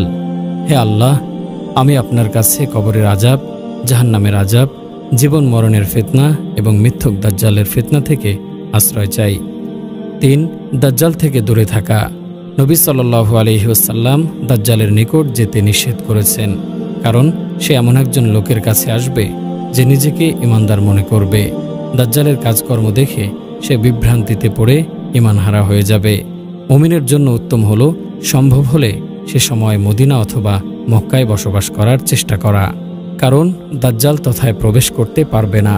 নবী সাল্লাল্লাহু আলাইহি ওয়াসাল্লাম বলেন, যে ব্যক্তি দাজ্জাল বের হওয়ার কথা শুনবে সে যেন তার কাছে না যায়। আল্লাহর শপথ, এমন একজন লোক দাজ্জালের নিকটে যাবে যে নিজেকে ঈমানদার মনে করবে, অতঃপর সে দাজ্জালের সাথে প্রেরিত সন্দেহময় জিনিসগুলো ও তার কাজকর্ম দেখে বিভ্রান্তিতে পড়ে ঈমানহারা হয়ে তার অনুসারী হয়ে যাবে। হে আল্লাহ, আমরা আপনার কাছে দাজ্জালের ফিতনা থেকে আশ্রয় চাই। ৪. সূরা কাহাফ পাঠ করা। নবী সাল্লাল্লাহু আলাইহি ওয়াসাল্লাম দাজ্জালের ফিতনার সম্মুখীন হলে মুমিনদেরকে সূরা কাহাফ মুখস্থ করতে এবং তা পাঠ করতে আদেশ করেছেন। তিনি বলেন, যে ব্যক্তি সূরা কাহাফের প্রথম 10টি আয়াত মুখস্থ করবে সে দাজ্জালের ফিতনা হতে হেফাজতে থাকবে। সূরা কাহাফ পাঠের নির্দেশ সম্ভবত এজন্য হতে পারে যে এই সূরায় আল্লাহ তাআলা বিস্ময়কর বড় বড় কয়েকটি ঘটনা বর্ণনা করেছেন। মুমিন ব্যক্তি এগুলো গভীরভাবে পাঠ করলে দাজ্জালের বিস্ময়কর ঘটনা দেখে কিছুতেই বিচলিত হবে না, এতে সে হতাশ হয়ে বিভ্রান্তিতেও পড়বে না। দাজ্জালের শেষ পরিণতি। সহিহ হাদিসের বিবরণ অনুযায়ী ঈসা ইবনে মারিয়াম আলাইহিস সালামের হাতে দাজ্জাল নিহত হবে। বিস্তারিত বিবরণ এই যে, মক্কা মদিনা ব্যতীত পৃথিবীর সকল দেশেই সে প্রবেশ করবে। তার অনুসারীর সংখ্যা হবে প্রচুর। সমগ্র দুনিয়ায় তার ফিতনা ছড়িয়ে পড়বে। সামান্য সংখ্যক মুমিনই তার ফিতনা থেকে রেহাই পাবে। ঠিক সে সময় দামেস্ক শহরের পূর্ব প্রান্তে অবস্থিত এক মসজিদের সাদা মিনারের ওপর ঈসা আলাইহিস সালাম আকাশ থেকে অবতরণ করবেন। মুসলমানগণ তার পার্শ্বে একত্রিত হবে। তাদেরকে সাথে নিয়ে তিনি দাজ্জালের দিকে রওনা দেবেন। দাজ্জাল সে সময় বাইতুল মাকদিসের দিকে অগ্রসর হতে থাকবে। অতঃপর ঈসা আলাইহিস সালাম ফিলিস্তিনের লুদ্দ শহরের গেইটে দাজ্জালকে পাকড়াও করবেন। ঈসা আলাইহিস সালামকে দেখে সে পানিতে লবণ গলার ন্যায় গলতে শুরু করবে। ঈসা আলাইহিস সালাম তাকে লক্ষ্য করে বলবেন, তোমাকে আমি একটি আঘাত করব যা থেকে তুমি কখনো রেহাই পাবে না। ঈসা আলাইহিস সালাম তাকে বর্ষা দিয়ে আঘাত করবেন। অতঃপর মুসলমানেরা তার নেতৃত্বে ইহুদিদের বিরুদ্ধে যুদ্ধ করবে। মুসলমানদের হাতে দাজ্জালের বাহিনী ইহুদির দল পরাজিত হবে। তারা কোথাও পালাবার স্থান পাবে না। গাছের আড়ালে পালানোর চেষ্টা করলে গাছ বলবে, হে মুসলিম, আসো, আমার পিছনে একজন ইহুদি লুকিয়ে আছে, আসো এবং তাকে হত্যা করো। পাথর বা দেয়ালের পেছনে পলায়ন করলে পাথর বা দেয়াল বলবে, হে মুসলিম, আমার পিছনে একজন ইহুদি লুকিয়ে আছে, আসো তাকে হত্যা করো। তবে গারকাত নামক গাছ ইহুদিদেরকে গোপন করার চেষ্টা করবে, কেননা সেটি ইহুদিদের বৃক্ষ বলে পরিচিত। সহিহ মুসলিম শরীফে আবু হুরায়রা রাদিয়াল্লাহু আনহু হতে বর্ণিত, নবী সাল্লাল্লাহু আলাইহি ওয়াসাল্লাম বলেন, ততক্ষণ পর্যন্ত কিয়ামত হবে না যতক্ষণ না মুসলমানেরা ইহুদিদের সাথে যুদ্ধ করবে। অতঃপর মুসলমানগণ ইহুদিদেরকে হত্যা করবে। ইহুদিরা গাছ ও পাথরের আড়ালে পালাতে চেষ্টা করবে, কিন্তু কেউ তাদেরকে আশ্রয় দেবে না। গাছ বা পাথর বলবে, হে মুসলমান, হে আল্লাহর বান্দা, আমার পেছনে একজন ইহুদি লুকিয়ে আছে, আসো এবং তাকে হত্যা করো। তবে গারকাত নামক গাছের পেছনে লুকালে গারকাত গাছ কোনো কথা বলবে না। এটি ইহুদিদের গাছ বলে পরিচিত। কিয়ামতের বড় আলামতসমূহের মধ্যে ৩ নম্বর হল ঈসা ইবনে মারিয়াম আলাইহিস সালামের আগমন। আহলে সুন্নাত ওয়াল জামায়াতের বিশ্বাস এই যে ঈসা আলাইহিস সালামকে আল্লাহ তাআলা জীবিত অবস্থায় আকাশে উঠিয়ে নিয়েছেন। ইহুদিরা তাকে হত্যা করতে পারেনি। কিয়ামতের পূর্ব মুহূর্তে তিনি আমাদের নবীর উম্মত হয়ে আবার দুনিয়াতে আগমন করবেন। দাজ্জালকে হত্যা করবেন, খ্রিস্টান ধর্মের পতন ঘটাবেন, ন্যায় বিচার প্রতিষ্ঠা করবেন, আমাদের নবীর শরীয়ত দ্বারা বিচার ফয়সালা করবেন এবং ইসলামের বিলুপ্ত হওয়া আদর্শগুলো পুনর্জীবিত করবেন। পৃথিবীতে নির্দিষ্ট সময় অবস্থান করার পর তিনি মৃত্যুবরণ করবেন। মুসলমানগণ তার জানাজা নামাজ পড়ে তাকে দাফন করবেন। তার আগমনের পক্ষে কোরআন ও সহিহ হাদিসে অনেক দলিল রয়েছে। এ পর্যায়ে আমরা কিছু দলিল তুলে ধরব। আল্লাহ তাআলা বলেন, এবং তারা বলে, আমরা মারিয়ামের পুত্র আল্লাহর রাসূল ঈসাকে হত্যা করেছি। মূলত তারা তাকে হত্যা করতে পারেনি এবং ক্রুশবিদ্ধও করতে পারেনি, বরং তাদেরকে সন্দেহে ফেলা হয়েছে। নিশ্চয়ই যারা তাতে মতবিরোধ করেছিল তারাই সে বিষয়ে সন্দেহে রয়েছে। কল্পনার অনুসরণ ব্যতীত এ বিষয়ে তাদের কোনো জ্ঞান নেই। প্রকৃতপক্ষে তারা তাকে হত্যা করতে পারেনি। আল্লাহ তাকে নিজের দিকে উঠিয়ে নিয়েছেন। আল্লাহ পরাক্রান্ত মহাজ্ঞানী। আহলে কিতাবদের প্রত্যেকেই তার মৃত্যুর পূর্বে তার প্রতি ঈমান আনয়ন করবে এবং উত্থান দিবসে তিনি তাদের উপর সাক্ষ্য প্রদান করবেন। সূরা নিসা আয়াত ১৫৭ থেকে ১৫৯। এই আয়াতগুলোর ব্যাখ্যায় মুফাসসিরগণ বলেন, আখেরি জামানায় যখন ঈসা আলাইহিস সালাম দুনিয়ায় অবতরণ করবেন তখন সকল আহলে কিতাব তার প্রতি বিশ্বাস করবে। ইহুদিদের দাবি তখন মিথ্যা বলে প্রমাণিত হবে। আল্লাহ তাআলা বলেন, ওয়া ইন্নাহু লাইলমুন লিস-সাআতি ফালা তামতারুন্না বিহা ওয়াত্তাবিউনি হাযা সিরাতুম মুস্তাকিম। নিশ্চয়ই ঈসা আলাইহিস সালাম কিয়ামতের নিদর্শন, সুতরাং তোমরা কিয়ামতের ব্যাপারে কোনো প্রকার সন্দেহ পোষণ করো না, আমার অনুসরণ করো, এটাই সরল পথ। অন্য আয়াতে কিয়ামতের পূর্বে ঈসা আলাইহিস সালামের আগমনের কথা বলা হয়েছে। এটি হবে কিয়ামতের একটি বড় আলামত। তার আগমন কিয়ামত নিকটবর্তী হওয়ার প্রমাণ বহন করবে। ঈসা আলাইহিস সালামের আগমনের ব্যাপারে অসংখ্য সহিহ হাদিস বিদ্যমান রয়েছে। এ পর্যায়ে আমরা কয়েকটি হাদিস থেকে তা উল্লেখ করব। নবী সাল্লাল্লাহু আলাইহি ওয়াসাল্লাম বলেন, ওই আল্লাহর শপথ যার হাতে আমার প্রাণ রয়েছে, অচিরেই ন্যায় বিচারক শাসক হিসেবে ঈসা আলাইহিস সালাম তোমাদের মাঝে আগমন করবেন। তিনি ক্রুশ চিহ্ন ভেঙে ফেলবেন, শূকর হত্যা করবেন এবং জিজিয়া প্রত্যাখ্যান করবেন। ধনসম্পদ প্রচুর হবে এবং তা নেয়ার মতো কোনো লোক পাওয়া যাবে না। এমনকি মানুষের কাছে একটি সিজদা দুনিয়া এবং তার মধ্যকার সমস্ত বস্তু হতে শ্রেষ্ঠ হবে। আবু হুরায়রা রাদিয়াল্লাহু আনহু বলেন, তোমরা চাইলে আল্লাহর এই বাণীটি পাঠ করো, ওয়া ইম মিন আহলিল কিতাবি ইল্লা লায়ুমিনান্না বিহি ক্বাবলা মাউতিহি ওয়া ইয়াউমাল কিয়ামাতি ইয়াকুনু আলাইহিম শাহীদা। আহলে কিতাবদের প্রত্যেকেই তার মৃত্যুর পূর্বে তার প্রতি ঈমান আনয়ন করবে এবং উত্থান দিবসে তিনি তাদের ওপর সাক্ষ্য প্রদান করবেন। এখানে আবু হুরায়রা রাদিয়াল্লাহু আনহু বোঝাতে চাচ্ছেন যে আহলে কিতাবের লোকেরা অচিরেই ঈসা আলাইহিস সালামের মৃত্যুর পূর্বেই তার ওপর ঈমান আনবে, আর সেটি হবে আখেরি জামানায় তার অবতরণের পর। নবী সাল্লাল্লাহু আলাইহি ওয়াসাল্লাম বলেন, আমার উম্মতের একটি দল হকের ওপর প্রতিষ্ঠিত থেকে কিয়ামত পর্যন্ত লড়াই করে বিজয়ী থাকবে। অতঃপর ঈসা আলাইহিস সালাম আগমন করবেন। সেদিন মুসলমানদের আমির তাকে লক্ষ্য করে বলবেন, আসুন আমাদের ইমামতি করুন। তিনি বলবেন, না, বরং তোমাদের একজন অন্যজনের আমির। এ কারণে যে আল্লাহ এই উম্মতকে সম্মানিত করেছেন।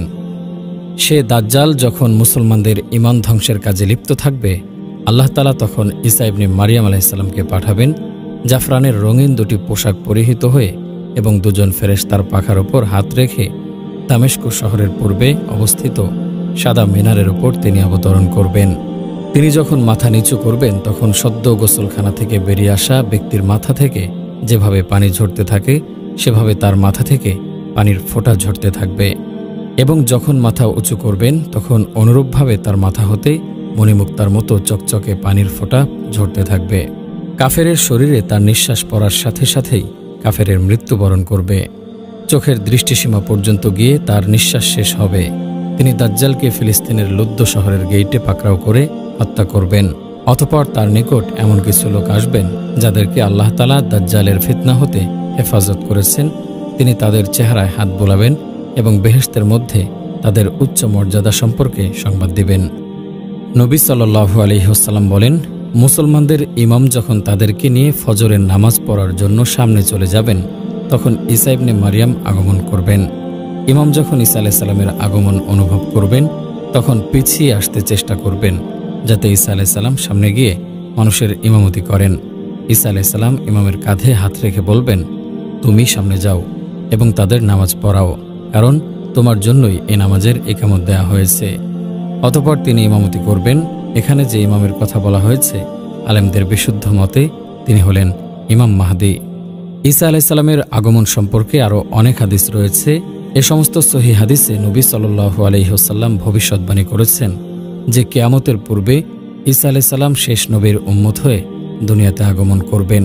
এতে বিশ্বাস করা প্রতিটি মুসলিমের ঈমানের অবিচ্ছেদ্য অংশ। ঈসা আলাইহিস সালাম কোথায় এবং কখন অবতরণ করবেন? ঈসা আলাইহিস সালামের আগমন কিয়ামত নিকটবর্তী হওয়ার একটি বড় আলামত। পূর্বে আলোচনা করেছি যে দাজ্জালের ফিতনা থেকে মুসলমানদেরকে মুক্ত করার জন্য তিনি আগমন করবেন। এটি হবে তার প্রথম ও প্রধান কাজ। সে হিসেবে আখেরি জামানায় দাজ্জাল আগমন করে যখন মুসলমানদের ঈমান নষ্ট করার কাজে আত্মনিয়োগ করবে এবং পৃথিবীতে বিপর্যয় সৃষ্টি করবে, তখন ঈসা আলাইহিস সালাম আগমন করে দাজ্জালকে হত্যা করবেন। জাফরানি রঙের দুটি পোশাক পরিহিত অবস্থায় দুইজন ফেরেশতার পাখার ওপর হাত রেখে দামেস্ক শহরের পূর্বে অবস্থিত সাদা মিনারের উপরে তিনি অবতরণ করবেন। ঈসা ইবনে মারিয়াম আলাইহিস সালাম আকাশ থেকে অবতরণের পূর্ব মুহূর্তে মুসলমানগণ দাজ্জালের বিরুদ্ধে যুদ্ধ করার জন্য প্রস্তুতি গ্রহণ করতে থাকবে। এমত অবস্থায় ফজরের নামাজের ইকামত হয়ে যাবে। তখন মুসলমানদের ইমাম নামাজের ইমামতের জন্য সামনে চলে যাবেন। ঈসা আলাইহিস সালামকে দেখে মুসলমানদের ইমাম পেছনে চলে আসতে চাইবেন এবং ঈসা আলাইহিস সালামকে ইমামতি করতে বলবেন, কিন্তু তিনি তা প্রত্যাখ্যান করে মুক্তাদি হয়ে নামাজ পড়বেন।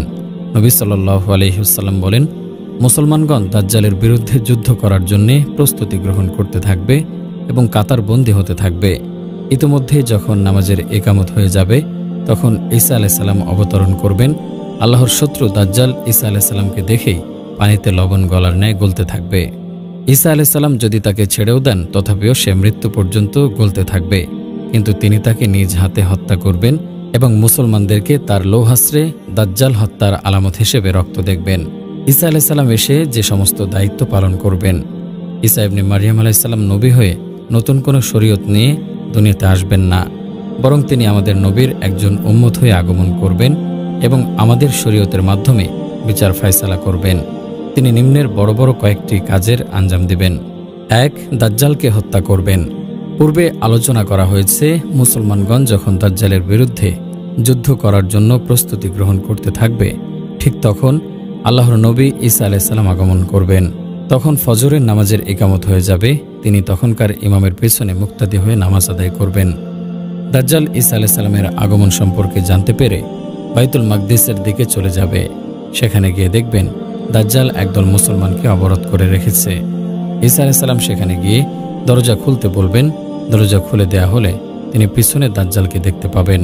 তার পিছু ধাওয়া করে তাকে পাকড়াও করবেন এবং ফিলিস্তিনের লুদ্দ শহরের গেইটে তাকে এবং তার বাহিনী তথা ইহুদিদেরকে হত্যা করবেন। নবী সাল্লাল্লাহু আলাইহি ওয়াসাল্লাম বলেন, মুসলমানদের ইমাম যখন তাদেরকে নিয়ে ফজরের নামাজ পড়ার জন্য সামনে চলে যাবেন, তখন ঈসা ইবনে মারিয়াম অবতরণ করবেন।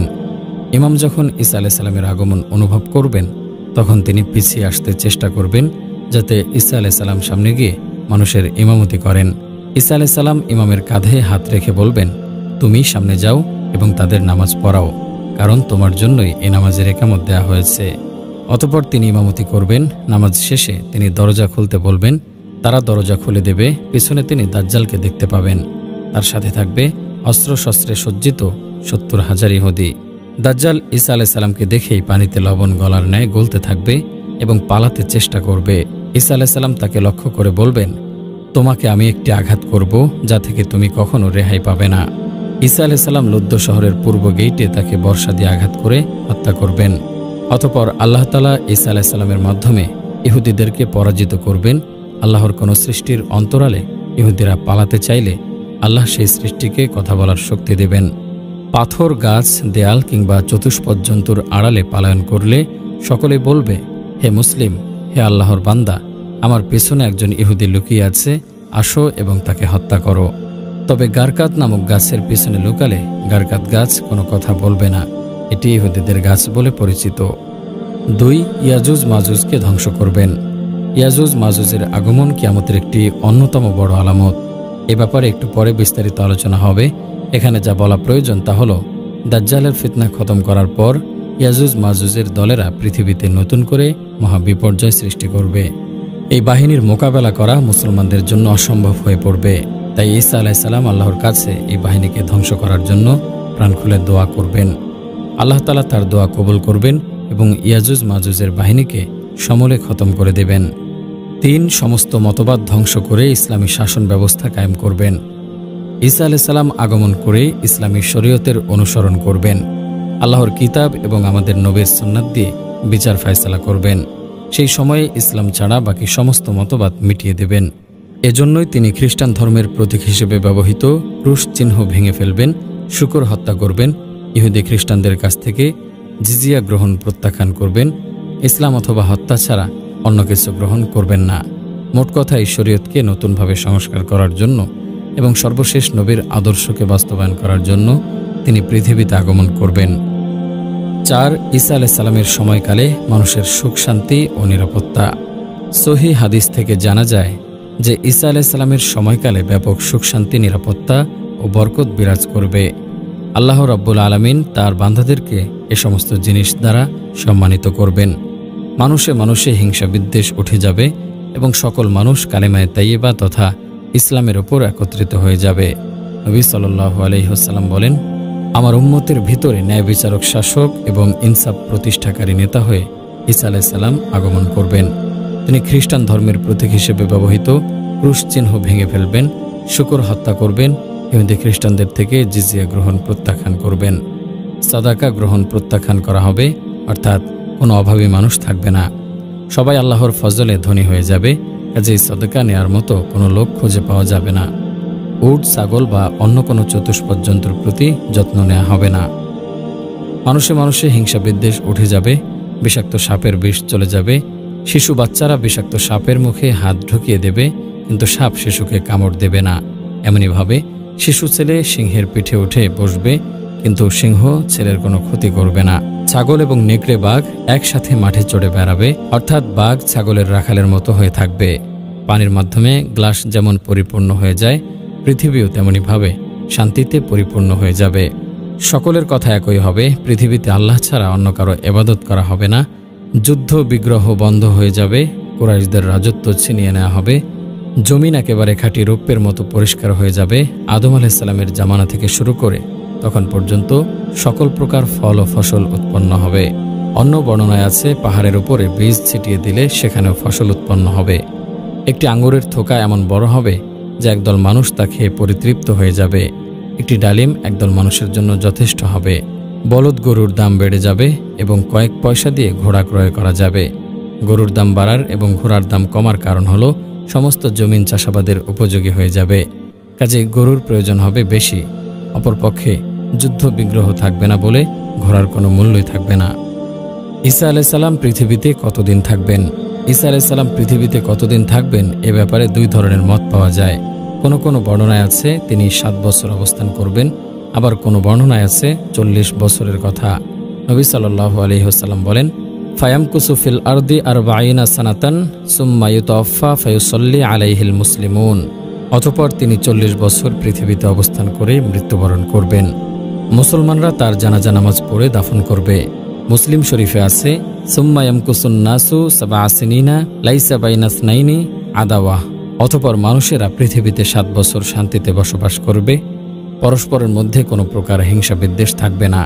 উভয় বর্ণনার মধ্যে সমন্বয় সাধন করতে গিয়ে আলেমগণ বলেন যে বর্ণনায় 7 বছরের কথা বলা হয়েছে সেখানে অবতরণ করার পর 7 বছরের কথা বলা হয়েছে, আর যেখানে 40 বছরের কথা বলা হয়েছে সেখানে আকাশে উঠিয়ে নেওয়ার সময় তার বয়সকে পুনরায় হিসাব করে দেখানো হয়েছে। ঈসা আলাইহিস সালামের মৃত্যুবরণ এবং দাফন। তিনি কোথায় মৃত্যুবরণ করবেন এ ব্যাপারে কোনো সুস্পষ্ট দলিল পাওয়া যায় না। তদুপরি কোনো আলেম বলেন তিনি মদিনায় ইন্তেকাল করবেন এবং মদিনাতেই রাসূলুল্লাহ সাল্লাল্লাহু আলাইহি ওয়াসাল্লামের সাথে তাকে দাফন করা হবে। ইমাম কুরতুবী বলেন তার কবর কোথায় হবে এ ব্যাপারে মতভেদ রয়েছে। কেউ বলেছেন বাইতুল মাকদিসে, আবার কেউ বলেছেন নবী সাল্লাল্লাহু আলাইহি ওয়াসাল্লামের সাথে মদিনায় তার কবর হবে। আল্লাহই ভালো জানেন। কিয়ামতের বড় আলামতের মধ্যে 4 নম্বর হলো ইয়াজুজ মাজুজের আগমন। ইয়াজুজ মাজুজের পরিচয়। ইয়াজুজ মাজুজের দল বের হওয়া কিয়ামতের একটি অন্যতম বড় আলামত। এরা বের হয়ে পৃথিবীতে বিপর্যয় ও মহা ফিতনার সৃষ্টি করবে। এরা বর্তমানে জুলকারনাইন বাদশাহ কর্তৃক নির্মিত প্রাচীরের ভিতরে অবস্থান করছে। কিয়ামতের পূর্ব মুহূর্তে তারা দলে দলে মানব সমাজে চলে এসে ব্যাপক হত্যাযজ্ঞ চালাবে। তাদের মোকাবেলা করার মতো তখন কারো কোনো শক্তি থাকবে না। তাদের পরিচয় সম্পর্কে বিভিন্ন কথা বর্ণিত হয়েছে। কোনো কোনো আলেম বলেন তারা শুধুমাত্র আদমের বংশধর, আদম ও হাওয়ার বংশধর নয়। কারণ হিসেবে বলেন, আদম আলাইহিস সালামের একবার স্বপ্নদোষ হয়েছিল। স্বপ্নদোষের মাধ্যমে বীর্যপাত হয়ে মাটির সাথে মিশে গেলে তা থেকে আল্লাহ তাআলা ইয়াজুজ মাজুজ জাতি সৃষ্টি করেন। ইবনে হাজার আসকালানী রহমতুল্লাহি আলাইহি বলেন, কথাটি পূর্বযুগের কোনো গ্রহণযোগ্য আলেম কর্তৃক বর্ণিত হয়নি, শুধুমাত্র কাব আল আহবাব থেকে বর্ণিত হয়েছে। কথাটি সুস্পষ্ট মারফু হাদিসের বিরোধী হওয়ায় তা গ্রহণযোগ্য নয়। মোট কথা, তারা তুর্কিদের পূর্বপুরুষ ইয়াফিসের বংশধর, আর ইয়াফিস হল নূহ আলাইহিস সালামের সন্তান। কাজেই তারা আদম হাওয়ারই সন্তান। প্রমাণস্বরূপ বুখারী শরীফের হাদিসটি উল্লেখযোগ্য। নবী সাল্লাল্লাহু আলাইহি ওয়াসাল্লাম বলেন, রোজ হাসরে আল্লাহ তাআলা আদমকে বলবেন, হে আদম। আদম বলবেন, আমি আপনার ডাকে সাড়া দিচ্ছি এবং আপনার আনুগত্য করার জন্য উপস্থিত আছি। সমস্ত কল্যাণ আপনার হাতে। আল্লাহ বলবেন, জাহান্নামের বাহিনীকে আলাদা করো। আদম বলবেন, কারা জাহান্নামের অধিবাসী? আল্লাহ বলবেন, প্রতি হাজারের মধ্যে 999 জন। এ সময় শিশু সন্তান বৃদ্ধ হয়ে যাবে, গর্ভবতী মহিলাদের গর্ভের সন্তান পড়ে যাবে এবং মানুষদেরকে আপনি মাতাল অবস্থায় দেখতে পাবেন, অথচ তারা মাতাল নয়। আল্লাহর আযাবের ভয়াবহতা অবলোকন করার কারণেই তাদেরকে মাতালের মতো দেখা যাবে। সাহাবীগণ বললেন, আমাদের মধ্য থেকে কি হবে সেই বাকি একজন? উত্তরে নবী সাল্লাল্লাহু আলাইহি ওয়াসাল্লাম বললেন, তোমরা সুসংবাদ গ্রহণ করো, তোমাদের মধ্যে থেকে হবে একজন, আর ইয়াজুজ মাজুজের মধ্যে থেকে হবে 999 জন। আল্লাহর শপথ, আমি আশা করি তোমরা জান্নাতীদের 4 ভাগের 1 ভাগ হবে। আমরা এটা শুনে তাকবীর পাঠ করলাম। তারপর নবী সাল্লাল্লাহু আলাইহি ওয়াসাল্লাম বললেন, আমি আশা করি তোমরা জান্নাতীদের 3 ভাগের 1 ভাগ হবে। আমরা এটা শুনেও তাকবীর পাঠ করলাম। তারপর নবী সাল্লাল্লাহু আলাইহি ওয়াসাল্লাম বললেন, আমি আশা করি তোমরা জান্নাতীদের 2 ভাগের 1 ভাগ হবে। আমরা এটা শুনেও তাকবীর পাঠ করলাম। পরিশেষে নবী সাল্লাল্লাহু আলাইহি ওয়াসাল্লাম বললেন, তোমরা সমগ্র মানব জাতির মধ্যে একটি সাদা গরুর চামড়ায় একটি কালো লোমের মতো। কোরআন ও হাদিস থেকে ইয়াজুজ মাজুজ সম্পর্কে যা জানা যায়, আল্লাহর 2 জন সৎ বান্দা সমগ্র পৃথিবীর বাদশাহ হয়েছিলেন। একজন হলেন আল্লাহর নবী সুলাইমান ইবনে দাউদ আলাইহিস সালাম, আর অন্যজন জুলকারনাইন। জুলকারনাইন পৃথিবীর পূর্ব পশ্চিম প্রান্তসহ সমগ্র পৃথিবী পরিভ্রমণ করেছিলেন। কোরআন মাজিদে সূরা কাহফে তার ভ্রমণ কাহিনী বর্ণিত হয়েছে। তার ভ্রমণের কাহিনী এক পর্যায়ে ইয়াজুজ মাজুজের বিবরণ এসেছে। আল্লাহ তাআলা বলেন, অতঃপর তিনি পথ অবলম্বন করলেন।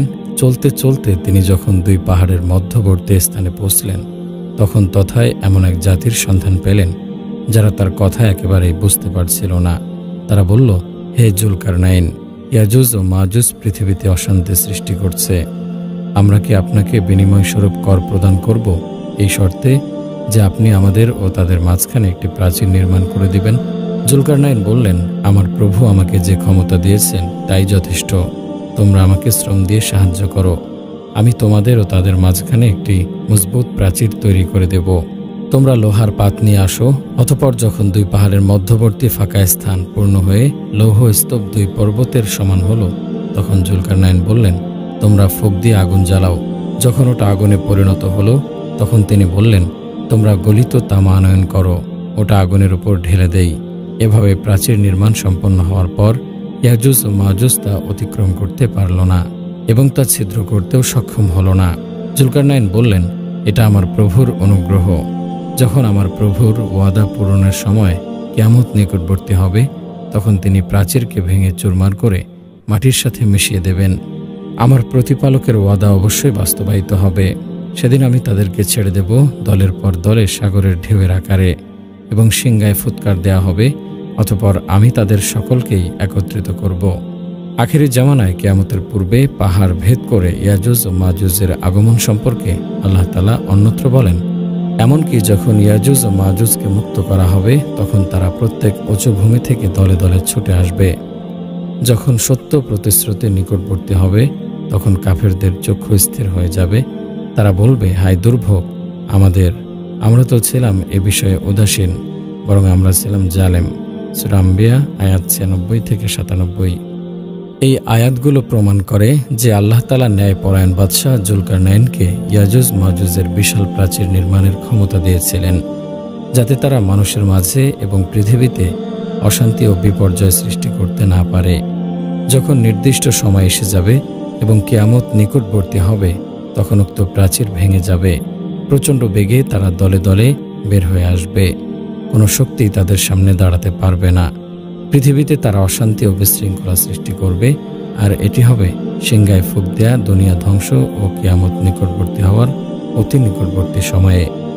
বুখারী ও মুসলিম শরীফে জাইনাব বিনতে জাহুশ রাদিয়াল্লাহু আনহু হতে বর্ণিত আছে, একদা নবী সাল্লাল্লাহু আলাইহি ওয়াসাল্লাম তার নিকটে ভীত সন্ত্রস্ত হয়ে প্রবেশ করলেন। তিনি বলেছিলেন, লা ইলাহা ইল্লাল্লাহ, আরবদের জন্য ধ্বংস, একটি অকল্যাণ তাদের অতি নিকটবর্তী হয়ে গেছে। আজ ইয়াজুজ মাজুজের প্রাচীর এই পরিমাণ খুলে দেওয়া হয়েছে। কথা বলে তিনি হাতের বৃদ্ধাঙ্গুল ও তার পার্শ্বের আঙ্গুল দিয়ে বৃত্ত তৈরি করে দেখালেন। জাইনাব বিনতে জাহুশ রাদিয়াল্লাহু আনহা বললেন, আমি রাসূল সাল্লাল্লাহু আলাইহি ওয়াসাল্লামকে বললাম, হে আল্লাহর রাসূল, আমাদের মাঝে সৎলোক থাকতেও কি আমরা ধ্বংস হয়ে যাব? নবী সাল্লাল্লাহু আলাইহি ওয়াসাল্লাম বললেন, হ্যাঁ, যখন পাপাচার বেড়ে যাবে। ইয়াজুজ মাজুজ কখন বের হবে? কোরআনের বর্ণনা থেকে যা জানা যায় তা হলো কিয়ামতের পূর্ব মুহূর্তে তারা মানব সমাজে চলে এসে ব্যাপক অশান্তি ও বিপর্যয় সৃষ্টি করবে। ইয়াজুজ মাজুজ প্রাচীরের ভিতর থেকে বের হওয়ার জন্য প্রতিদিন খনন কাজে লিপ্ত রয়েছে। খনন করতে করতে যখন তারা বের হওয়ার কাছাকাছি এসে যায় এবং সূর্যের আলো দেখতে পায়, তখন তাদের নেতা বলে, ফিরে চলে যাও, আগামীকাল এসে খনন কাজ শেষ করে সকাল সকাল বের হয়ে যাব। আল্লাহ তাআলা রাত্রিতে প্রাচীরকে আগের চেয়ে আরও শক্তভাবে বন্ধ করে দেন। প্রতিদিন এভাবেই তাদের কাজ চলতে থাকে। অতঃপর আল্লাহ তাআলা কর্তৃক নির্ধারিত মেয়াদ যখন শেষ হবে এবং তিনি তাদেরকে বের করতে চাইবেন, তখন তারা খনন করবে এবং খনন করতে করতে যখন সূর্যের আলো দেখতে পাবে, তখন তাদের নেতা বলবে, ফিরে চলে যাও, ইনশাআল্লাহ আগামীকালে সে খনন কাজ শেষ করে সকাল সকাল বের হয়ে যাব। এবার তারা ইনশাআল্লাহ বলবে, অথচ এর আগে কখনো তা বলেনি। তাই পরের দিনে সে দেখবে যেভাবে রেখে গিয়েছিল সেভাবেই রয়ে গেছে। অতি সহজেই তা খনন কাজ সম্পন্ন তারা করে মানব সমাজে বের হয়ে আসবে। তারা পৃথিবীর নদীনালার সমস্ত পানি পান করে ফেলবে। এমনকি তাদের প্রথম দল কোনো একটি নদীর পাশে গিয়ে নদীর সমস্ত পানি পান করে শুকিয়ে ফেলবে। পরবর্তী দলটি সেখানে এসে কোনো পানি দেখতে না পেয়ে বলবে, এখানে তো একসময় পানি ছিল। তাদের ভয়ে লোকেরা নিজ নিজ সহায় সম্পদ নিয়ে অবরুদ্ধ শহর অথবা দুর্গের মধ্যে প্রবেশ করবে। ইয়াজুজ মাজুজের দল যখন পৃথিবীতে কোনো মানুষ দেখতে পাবে না, তখন তাদের একজন বলবে, জমিনের সকল অধিবাসীকে খতম করেছি, আকাশের অধিবাসীরা বাকি রয়েছে। এই বলে তারা আকাশের দিকে তীর নিক্ষেপ করবে। রক্ত মিশ্রিত হয়ে তীর ফেরত আসবে। তখন তারা বলবে, জমিনের অধিবাসীকে পরাজিত করেছি এবং আকাশের অধিবাসী পর্যন্ত পৌঁছে গেছি। অতঃপর আল্লাহ তাদের ঘাড়ে নাগাফ নামক এক শ্রেণীর পোকা প্রেরণ করবেন। এতে একসময় একটি প্রাণী মৃত্যুবরণ করার মতোই তারা সকলেই ধ্বংস হয়ে যাবে। নবী সাল্লাল্লাহু আলাইহি ওয়াসাল্লাম বলেন, আল্লাহর শপথ, তাদের মরাদেহ এবং চর্বি ভক্ষণ করে জমিনের জীবজন্তু ও কীটপতঙ্গ মোটা হয়ে যাবে এবং আল্লাহর শুকরিয়া আদায় করবে। তবে নির্দিষ্টভাবে তাদের আগমন হবে ঈসা আলাইহিস সালামের আগমন এবং দাজ্জালকে পরাজিত করার পর। নবী সাল্লাল্লাহু আলাইহি ওয়াসাল্লাম বলেন, অতঃপর ঈসা আলাইহিস সালামের নিকট এমন কিছু লোক আসবেন যাদেরকে আল্লাহ তাআলা দাজ্জালের ফিতনা হতে হেফাজত করেছেন। তিনি তাদের চেহারায় হাত বুলাবেন এবং বেহেশতের মধ্যে তাদের উচ্চ মর্যাদা সম্পর্কে সংবাদ দেবেন। ঈসা আলাইহিস সালাম যখন এই অবস্থায় থাকবেন, তখন আল্লাহ তাআলা তাকে জানাবেন যে আমি এমন একটি জাতি বের করেছি যাদের সাথে মোকাবেলা করার ক্ষমতা কারো নেই। কাজেই আপনি আমার বান্দাদেরকে নিয়ে তুর পাহাড়ে উঠে যান। এ সময় আল্লাহ তাআলা ইয়াজুজ মাজুজের বাহিনী প্রেরণ করবেন। তারা প্রত্যেক উঁচু ভূমি থেকে বের হয়ে আসবে। তাদের প্রথম দলটি ফিলিস্তিনের তাবারিয়া জলাশয়ের সমস্ত পানি পান করে ফেলবে। তাদের শেষ দলটি সেখানে এসে কোনো পানি না পেয়ে বলবে, একসময় এখানে পানি ছিল। তারা আল্লাহর নবী ও তার সাথীদেরকে অবরোধ করে রাখবে। ঈসা আলাইহিস সালাম ও তার সাথীগণ প্রচণ্ড খাদ্যাভাবে পড়বেন। এমনকি বর্তমানে তোমাদের কাছে 100 স্বর্ণমুদ্রার চেয়ে তাদের কাছে একটি গরুর মাথা তখন বেশি প্রিয় হবে। আল্লাহর নবী ঈসা ও তার সাথীগণ এই ফিতনা থেকে মুক্তি পাওয়ার জন্য আল্লাহর কাছে দোয়া করবেন। আল্লাহ তাদের দোয়া কবুল করে ইয়াজুজ মাজুজের ঘাড়ে নাগাফ নামক এক শ্রেণীর পোকা প্রেরণ করবেন। এতে একই সময়ে একটি প্রাণী মৃত্যুবরণ করার মতো তারা সকলেই মারা যাবে। অতঃপর আল্লাহর নবী ঈসা ও তার সাহাবীগণ জমিনে নেমে এসে দেখবেন ইয়াজুজ মাজুজের মরা পচা লাশ ও তাদের শরীরের চর্বিতে সমগ্র জমিন ভরপুর হয়ে গেছে। কোথাও অর্ধ হাত জায়গাও খালি নেই। আল্লাহর নবী ঈসা ও তার সাথীগণ আল্লাহর কাছে আবার দোয়া করবেন। আল্লাহ তাদের দোয়া কবুল করে উটের গর্দানের মতো লম্বা লম্বা একদল পাখি পাঠাবেন। আল্লাহর আদেশে পাখিগুলো তাদেরকে অন্যত্র নিক্ষেপ করে পৃথিবীকে পরিষ্কার করবে। অতঃপর আল্লাহ তাআলা প্রচুর বৃষ্টি বর্ষণ করবেন। এতে পৃথিবী একেবারে আয়নার মতো পরিষ্কার হয়ে যাবে। কিয়ামতের বড় আলামতসমূহের মধ্যে ৫ নম্বর হলো ৩টি বড় ধরনের ভূমিধস। ভূমিধস অর্থ হচ্ছে জমিনের কোনো অংশ নিচে চলে গিয়ে বিলীন হয়ে যাওয়া। যেমন আল্লাহ তাআলা বলেন, ফাখাসাফনা বিহি অবিদারিহিল আরদ, অতঃপর আমি কারুনকেও তার প্রাসাদকে ভূগর্ভে প্রথিত করলাম। কিয়ামতের পূর্বে ৩টি স্থানে বিশাল আকারের ভূমিধস হবে। এগুলো হবে কিয়ামতের বড় আলামতের অন্তর্ভুক্ত। নবী সাল্লাল্লাহু আলাইহি ওয়াসাল্লাম বলেন, 10টি আলামত প্রকাশ হওয়ার পূর্বে কিয়ামত সংঘটিত হবে না। তার মধ্যে থেকে 3টি ভূমিধসের কথা উল্লেখ করলেন। একটি হবে পূর্বাঞ্চলে, একটি হবে পশ্চিমাঞ্চলে এবং আরেকটি হবে আরব উপদ্বীপে। উম্মে সালমা রাদিয়াল্লাহু আনহা হতে বর্ণিত, তিনি বলেন, আমি নবী সাল্লাল্লাহু আলাইহি ওয়াসাল্লামকে বলতে শুনেছি, আমি চলে যাওয়ার পর অচিরেই 3টি স্থানে ভূমিধস হবে। একটি হবে পূর্বাঞ্চলে, একটি হবে পশ্চিমাঞ্চলে এবং আরেকটি হবে আরব উপদ্বীপে। আমি বললাম, হে আল্লাহর রাসূল, শতলোক বর্তমান থাকতেই কি উহাতে ভূমিধস হবে? রাসূল সাল্লাল্লাহু আলাইহি ওয়াসাল্লাম বললেন, হ্যাঁ, যখন পাপকাজ বেশি হবে।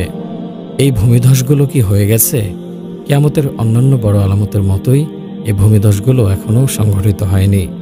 এক শ্রেণীর আলেম মনে করেন ভূমিধস 3টি হয়ে গেছে, কিন্তু বিশুদ্ধ মতে এই আলামতগুলোর কোনো একটিও এখনও প্রকাশিত হয়নি।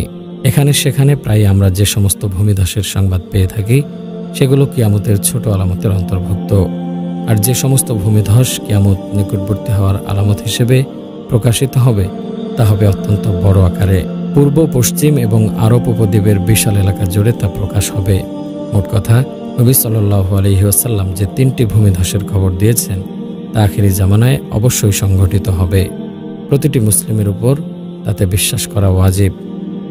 কিয়ামতের বড় আলামতসমূহের মধ্যে 6 নম্বর হলো বিশাল একটি ধোঁয়ার আগমন।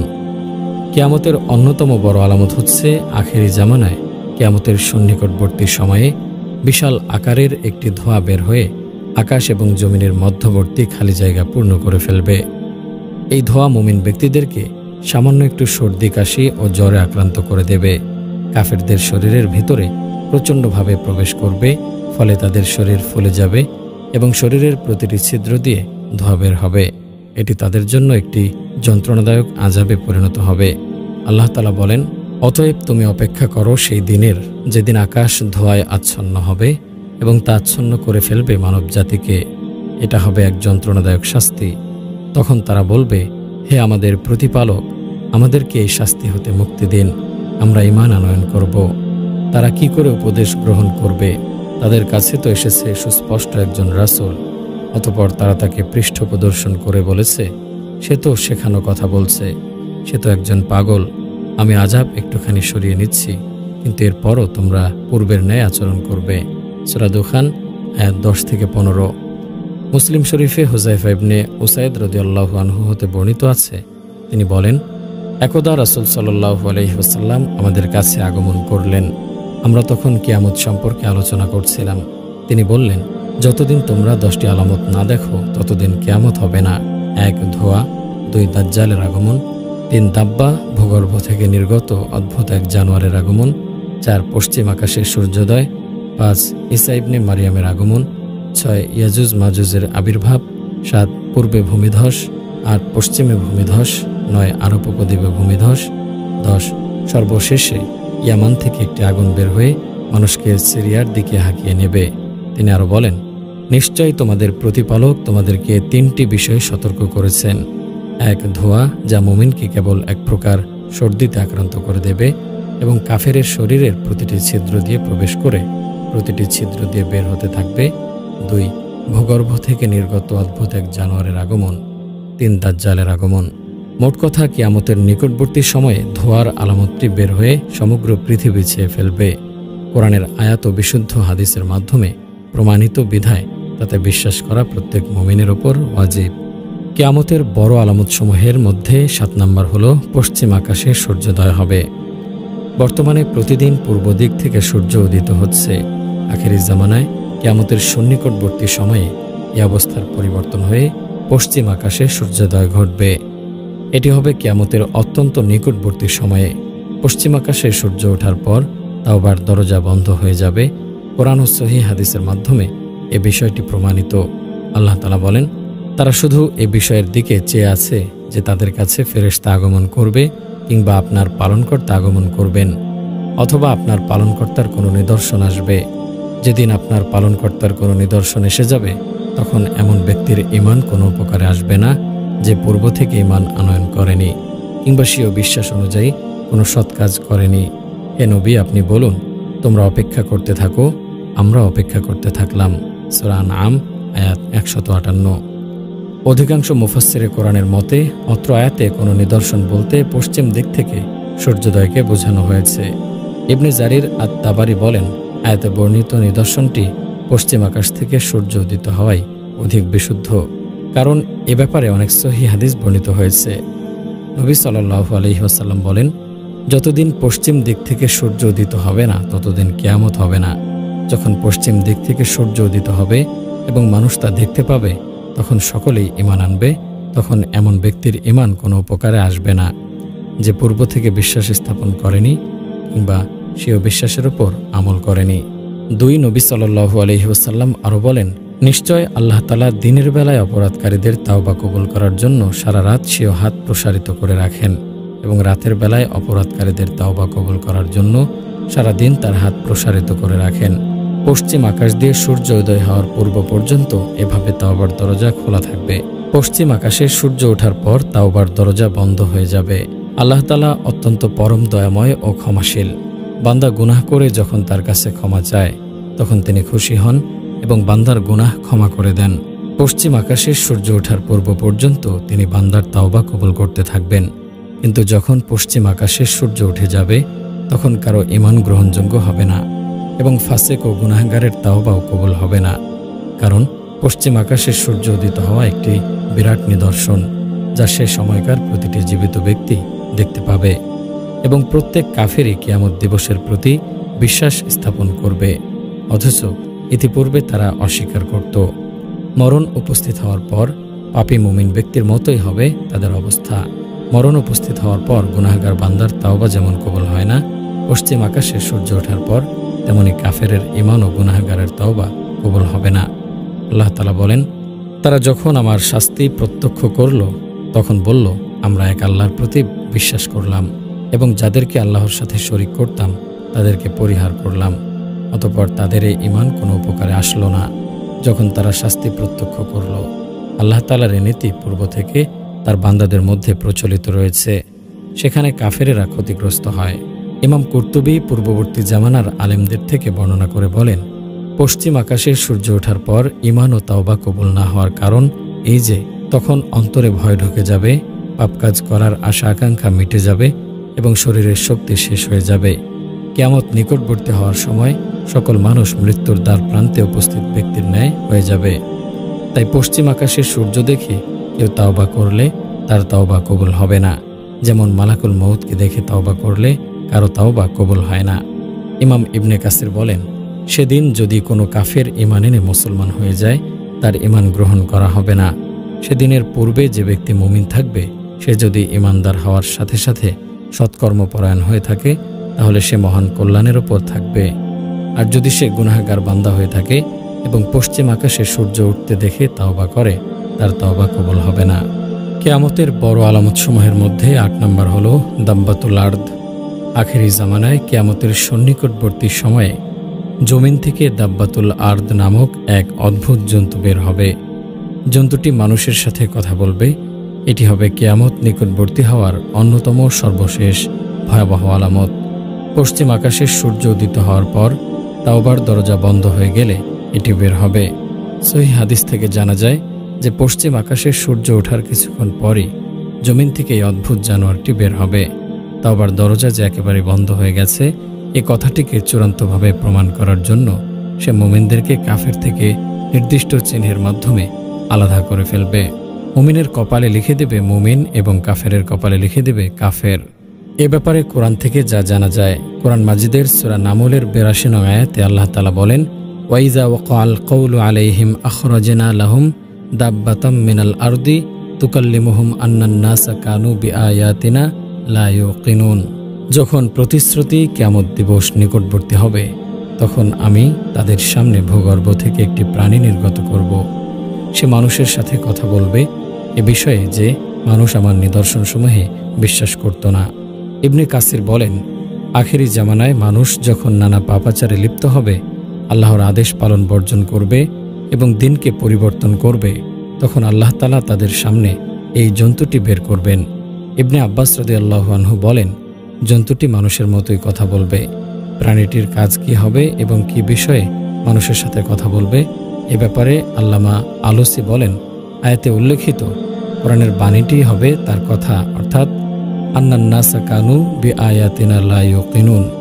এই বাক্যটি সে আল্লাহর পক্ষ থেকে মানুষকে শোনাবে।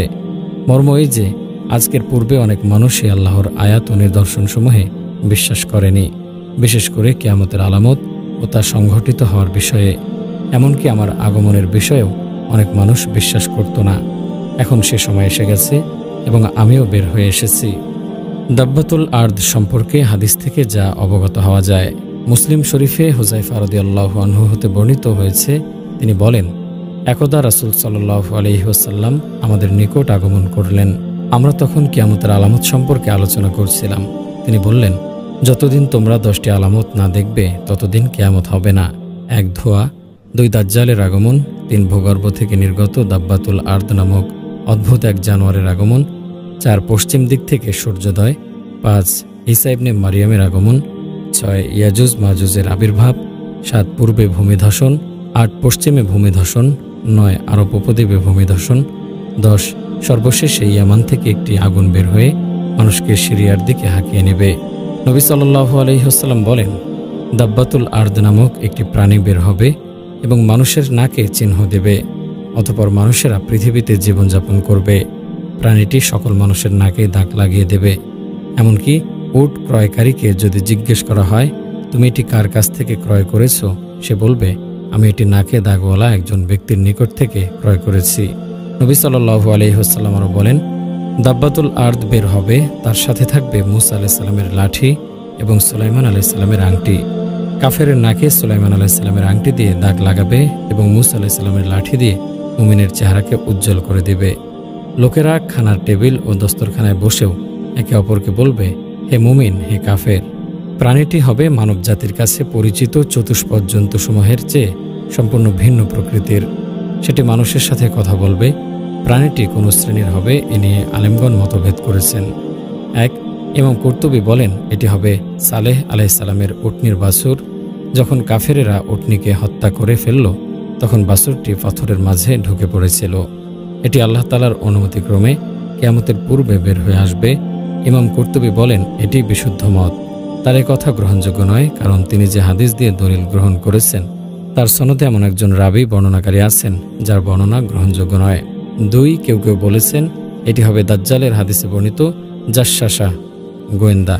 এ মতটিও গ্রহণযোগ্য নয়, কারণ দাজ্জালের হাদিসে যে প্রাণীটির কথা এসেছে তার নাম জাসসাসা, আর কিয়ামতের পূর্বে যে প্রাণীটি বের হবে তার নাম দাব্বাতুল আরদ, যা কোরআনে সুস্পষ্টভাবে উল্লেখ করা হয়েছে। 3 কেউ কেউ বলেছেন এটি হলো সেই সাপ যা কাবার দেয়ালে ছিল। কুরাইশরা যখন কাবাঘর নির্মাণ করার ইচ্ছা পোষণ করল, তখন সাপটি তাদের নির্মাণ কাজ শুরু করতে মূল বাধা হয়ে দাঁড়িয়েছিল। একটি পাখি এসে সাপটিকে ছোঁ মেরে নিয়ে গেলে নির্মাণ কাজের বাধা দূর হয়ে যায়। কিন্তু এ কথার পক্ষেও কোনো দলিল নেই। এমনই আরও অনেক কথা বর্ণিত আছে, এগুলোর প্রতি গুরুত্ব দেওয়ার কোনো প্রয়োজন নেই, কারণ কোনো একটি মতের সপক্ষে সহি কোনো দলিল পাওয়া যায় না। শাইখ আহমদ শাকের মুসনাদে আহমদের ব্যাখ্যায় বলেন, কোরআনের আয়াতে সুস্পষ্ট আরবি ভাষায় বলা আছে এটি হলো দাব্বাতুল আরদ। দাব্বা অর্থ অত্যন্ত সুস্পষ্ট, কোনো প্রকার ব্যাখ্যার প্রয়োজন নেই। বরং আমরা বিশ্বাস করি আখেরি জামানায় একটি অদ্ভুত ধরনের জন্তু বের হবে। সে মানুষের সাথে কথা বলবে। কোরআন ও সহিহ হাদিসে তার গুণাগুণ ও বৈশিষ্ট্য বর্ণিত হয়েছে, আমরা তাতে বিশ্বাস করি। পৃথিবীর কোন জায়গা থেকে প্রাণীটি বের হবে? 1 এটি বের হবে পৃথিবীর সর্বশ্রেষ্ঠ ও সবচেয়ে সম্মানিত মসজিদ থেকে। ইবনে উমর রাদিয়াল্লাহু আনহু বলেন, সাফা পাহাড় ফেটে প্রাণীটি বের হবে। তিনি বলেন, আমি যদি চাইতাম তাহলে যে স্থানটি থেকে বের হবে তাতে পা রেখে দেখাতে পারতাম। 2 জন্তুটি 3 বার বের হবে। প্রথমে বের হবে কাবা শরীফ হতে দূরবর্তী একটি গ্রাম থেকে, অতঃপর কিছুদিন লুকিয়ে থাকার পর আবার বের হবে, পরিশেষে কাবা ঘর থেকে বের হবে।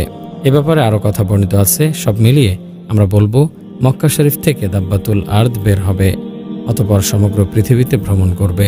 প্রাণীটির কাজ কি হবে? 1. প্রাণীটি মানুষের সাথে কথা বলবে। প্রাণীটি কি বিষয়ে মানুষের সাথে কথা বলবে? এ ব্যাপারে আল্লামা আলুসি বলেন, আয়াতে উল্লেখিত কোরআনের বাণীটি হবে তার কথা, অর্থাৎ আন্নান নাসা কানু বি আয়াতিনা লা ইউকিনুন। এই বাক্যটি সে আল্লাহর পক্ষ থেকে মানুষকে শোনাবে। মর্ম এই যে আজকের পূর্বে অনেক মানুষই আল্লাহর আয়াত ও নিদর্শনসমূহে বিশ্বাস করেনি, বিশেষ করে কিয়ামতের আলামত ও তা আগমনের বিষয়ে। এমনকি আমার আগমনের বিষয়েও অনেক মানুষ বিশ্বাস করত না। এখন সে সময় এসে গেছে এবং আমিও বের হয়ে এসেছি। 2. সে মুমিনদেরকে কাফের থেকে নির্দিষ্ট চিহ্নের মাধ্যমে আলাদা করে ফেলবে। মুমিনের কপালে লিখে দেবে মুমিন এবং কাফেরের কপালে লিখে দেবে কাফের। নবী সাল্লাল্লাহু আলাইহি ওয়াসাল্লাম বলেন, দাব্বাতুল আরদ বের হবে এবং মানুষের নাকে চিহ্ন দেবে, অতঃপর মানুষেরা পৃথিবীতে জীবনযাপন করবে। প্রাণীটি সকল মানুষের নাকে দাগ লাগিয়ে দেবে। এমনকি উট ক্রয়কারীকে যদি জিজ্ঞেস করা হয়, তুমি এটি কার কাছ থেকে ক্রয় করেছ, সে বলবে, আমি এটি নাকে দাগওয়ালা একজন ব্যক্তির নিকট থেকে কিনেছি। নবী সাল্লাল্লাহু আলাইহি ওয়াসাল্লাম আরও বলেন, দাব্বাতুল আরদ বের হবে, তার সাথে থাকবে মূসা আলাইহিস সালামের লাঠি এবং সুলাইমান আলাইহিস সালামের আংটি। কাফেরের নাকে সুলাইমান আলাইহিস সালামের আংটি দিয়ে দাগ লাগিয়ে দেবে এবং মূসা আলাইহিস সালামের লাঠি দিয়ে মুমিনের চেহারাকে উজ্জ্বল করে দেবে। এমনকি লোকেরা খানার টেবিলে দস্তরখানায় বসেও একে অপরকে বলবে, হে মুমিন, হে কাফের। কিয়ামতের বড় আলামতসমূহের মধ্যে 9 নম্বর হল কিয়ামতের সর্বশেষ আলামত। কিয়ামতের পূর্বে ইয়ামানের আদন নামক স্থানের গর্ত থেকে একটি ভয়াবহ আকারের আগুন বের হয়ে মানুষকে হাসরের দিকে একত্রিত করবে। এ ব্যাপারে কতিপয় সহিহ হাদিস উল্লেখ করা হলো। 1. মুসলিম শরীফে হুযায়ফা রাদিয়াল্লাহু আনহু হতে বর্ণিত, তিনি বলেন, একদা রাসূল সাল্লাল্লাহু আলাইহি ওয়াসাল্লাম আমাদের কাছে আগমন করলেন। আমরা তখন কিয়ামত সম্পর্কে আলোচনা করছিলাম। তিনি বললেন, যতদিন তোমরা 10টি আলামত না দেখো ততদিন কিয়ামত হবে না। 1. ধোঁয়া, 2. দাজ্জালের আগমন, 3. ভূগর্ভ থেকে নির্গত দাব্বাতুল আরদ নামক অদ্ভুত এক জানোয়ারের আগমন, 4. পশ্চিম আকাশের সূর্যোদয়, 5. ঈসা ইবনে মারিয়ামের আগমন, 6. ইয়াজুজ মাজুজের আবির্ভাব, 7. পূর্বে ভূমিধসন, 8. পশ্চিমে ভূমিধসন, 9. আরব উপদ্বীপে ভূমিধসন, 10. সর্বশেষে ইয়ামান থেকে একটি আগুন বের হয়ে মানুষকে সিরিয়ার দিকে হাঁকিয়ে নেবে। 2. নবী সাল্লাল্লাহু আলাইহি ওয়াসাল্লাম বলেন, ওয়ানারুন তাখরুজু মিন কুরাতি আদানিন তারহালুন নাসা। আদনের গর্ত থেকে ভয়াবহ একটি আগুন বের হবে যা মানুষকে হাঁকিয়ে নেবে। 3. নবী সাল্লাল্লাহু আলাইহি ওয়াসাল্লাম আরও বলেন, কিয়ামতের পূর্বে ইয়ামানের হাজরামাউত অথবা হাজরামাউতের সাগর থেকে একটি আগুন বের হয়ে মানুষদেরকে একত্রিত করবে। মানুষকে কোথায় একত্রিত করা হবে? আখেরি জামানায় ইয়ামানের আদনের গর্ত থেকে আগুনটি বের হয়ে সকল মানুষকে হাসরের দিকে হাঁকিয়ে নেবে। হাসরের স্থান হবে শামদেশ। তৎকালে সিরিয়া, ফিলিস্তিন, লেবানন এবং জর্ডান অঞ্চল শামদেশ হিসেবে প্রসিদ্ধ ছিল। এ মর্মে অনেক সহিহ হাদিস বর্ণিত হয়েছে। নবী সাল্লাল্লাহু আলাইহি ওয়াসাল্লাম বলেন, তোমাদেরকে এখানে একত্রিত করা হবে, তোমাদেরকে এখানে একত্রিত করা হবে, তোমাদেরকে এখানে একত্রিত করা হবে। কথাটি 3 বার বললেন। আরোহিত অবস্থায় পদব্রজে এবং মুখের ওপর টেনে হিঁচড়ে একত্রিত করা হবে। অতঃপর তিনি শামের দিকে ইঙ্গিত করলেন। নবী সাল্লাল্লাহু আলাইহি ওয়াসাল্লাম বলেন, আশ-শামি আরদুল মাহশারি ওয়াল মাংশারি। শাম হল হাসর ও পুনরুত্থানের স্থান। ইবনে হাজার আসকালানী রহমতুল্লাহি আলাইহি বলেন, শামের জমিন হাসরের মাঠ হওয়ার ব্যাপারে যে ব্যক্তি সন্দেহ পোষণ করবে সে যেন সূরা হাসরের প্রথম কয়েকটি আয়াত পাঠ করে। বনি নজিরের ইহুদিরা যখন নবী সাল্লাল্লাহু আলাইহি ওয়াসাল্লামের সাথে বিশ্বাসঘাতকতা করল, তখন তিনি তাদেরকে বললেন, তোমরা মদিনা থেকে বের হয়ে যাও। তারা বলল, আমরা কোথায় যাব? নবী সাল্লাল্লাহু আলাইহি ওয়াসাল্লাম বলেন, হাসরের জমিনের দিকে, অর্থাৎ তিনি তাদেরকে শামের দিকে বিতাড়িত করলেন এবং শামকে হাসরের জমিন হিসেবে ব্যক্ত করলেন। হাফেজ ইবনে রজব বলেন, আখেরি জামানায় কিয়ামতের পূর্বে পৃথিবীতে যখন শুধু নিকৃষ্ট লোকেরাই অবশিষ্ট থাকবে, তখন বিরাট একটি আগুন বের হয়ে মানুষকে শামের দিকে হাঁকিয়ে নিয়ে তথা একত্রিত করবে। মানুষকে হাঁকিয়ে নেয়ার অবস্থা সম্পর্কে রাসূল সাল্লাল্লাহু আলাইহি ওয়াসাল্লাম বলেন, মানুষকে তিনভাবে একত্রিত করা হবে। এক, একদল লোককে আশা ও ভয় মিশ্রিত অবস্থায় হাঁকিয়ে নেওয়া হবে। দুই, দুজনকে একটি উটের উপর, তিনজনকে একটি উটের উপর, চারজনকে একটি উটের উপর এবং 10 জনকে একটি উটের উপর আরোহিত অবস্থায় হাসরের দিকে হাঁকিয়ে নেওয়া হবে। তিন, বাকি সব মানুষকে আগুন হাঁকিয়ে নেবে। মানুষ যেখানে দুপুরের বিশ্রাম নেওয়ার জন্য অবস্থান করবে, আগুনও সেখানে থেমে যাবে। মানুষ যে স্থানে রাত অতিবাহিত করার জন্য অবস্থান করবে, আগুনও সেখানে থেমে যাবে। এরপর আবার তাদেরকে নিয়ে চলবে। তারা যেখানে সকাল করবে, আগুনও সেখানে সকাল করবে। তারা যেখানে বিকেল করবে, আগুনও সেখানে অবস্থান করবে। এরপর আবার তাদেরকে হাঁকিয়ে নেবে। অন্য বর্ণনা এসেছে, আদনের গর্ত হতে একটি আগুন বের হয়ে মানুষকে বেষ্টন করে নেবে। চতুর্দিক থেকে তাদেরকে হাসরের মাঠের দিকে হাঁকিয়ে নেবে। যে পিছিয়ে থাকবে, আগুন তাকে জ্বালিয়ে ফেলবে। এই আগুনটি সর্বশেষে যাদেরকে হাঁকিয়ে নেবে তারা হলো মুজাইনা গোত্রের 2 জন রাখাল। নবী সাল্লাল্লাহু আলাইহি ওয়াসাল্লাম বলেন, মদিনা ভালো হওয়া সত্ত্বেও লোকেরা তা থেকে চলে যাবে। তারা চলে যাওয়ার পর হিংস্র পশু পাখিরাই কেবল তাতে আশ্রয় নেবে। সর্বশেষে যে 2 জন লোককে হাঁকিয়ে নেওয়া হবে তারা হলো মুজাইনা গোত্রের 2 জন রাখাল। তারা ছাগলের পাল নিয়ে মদিনার দিকে আসতে থাকবে।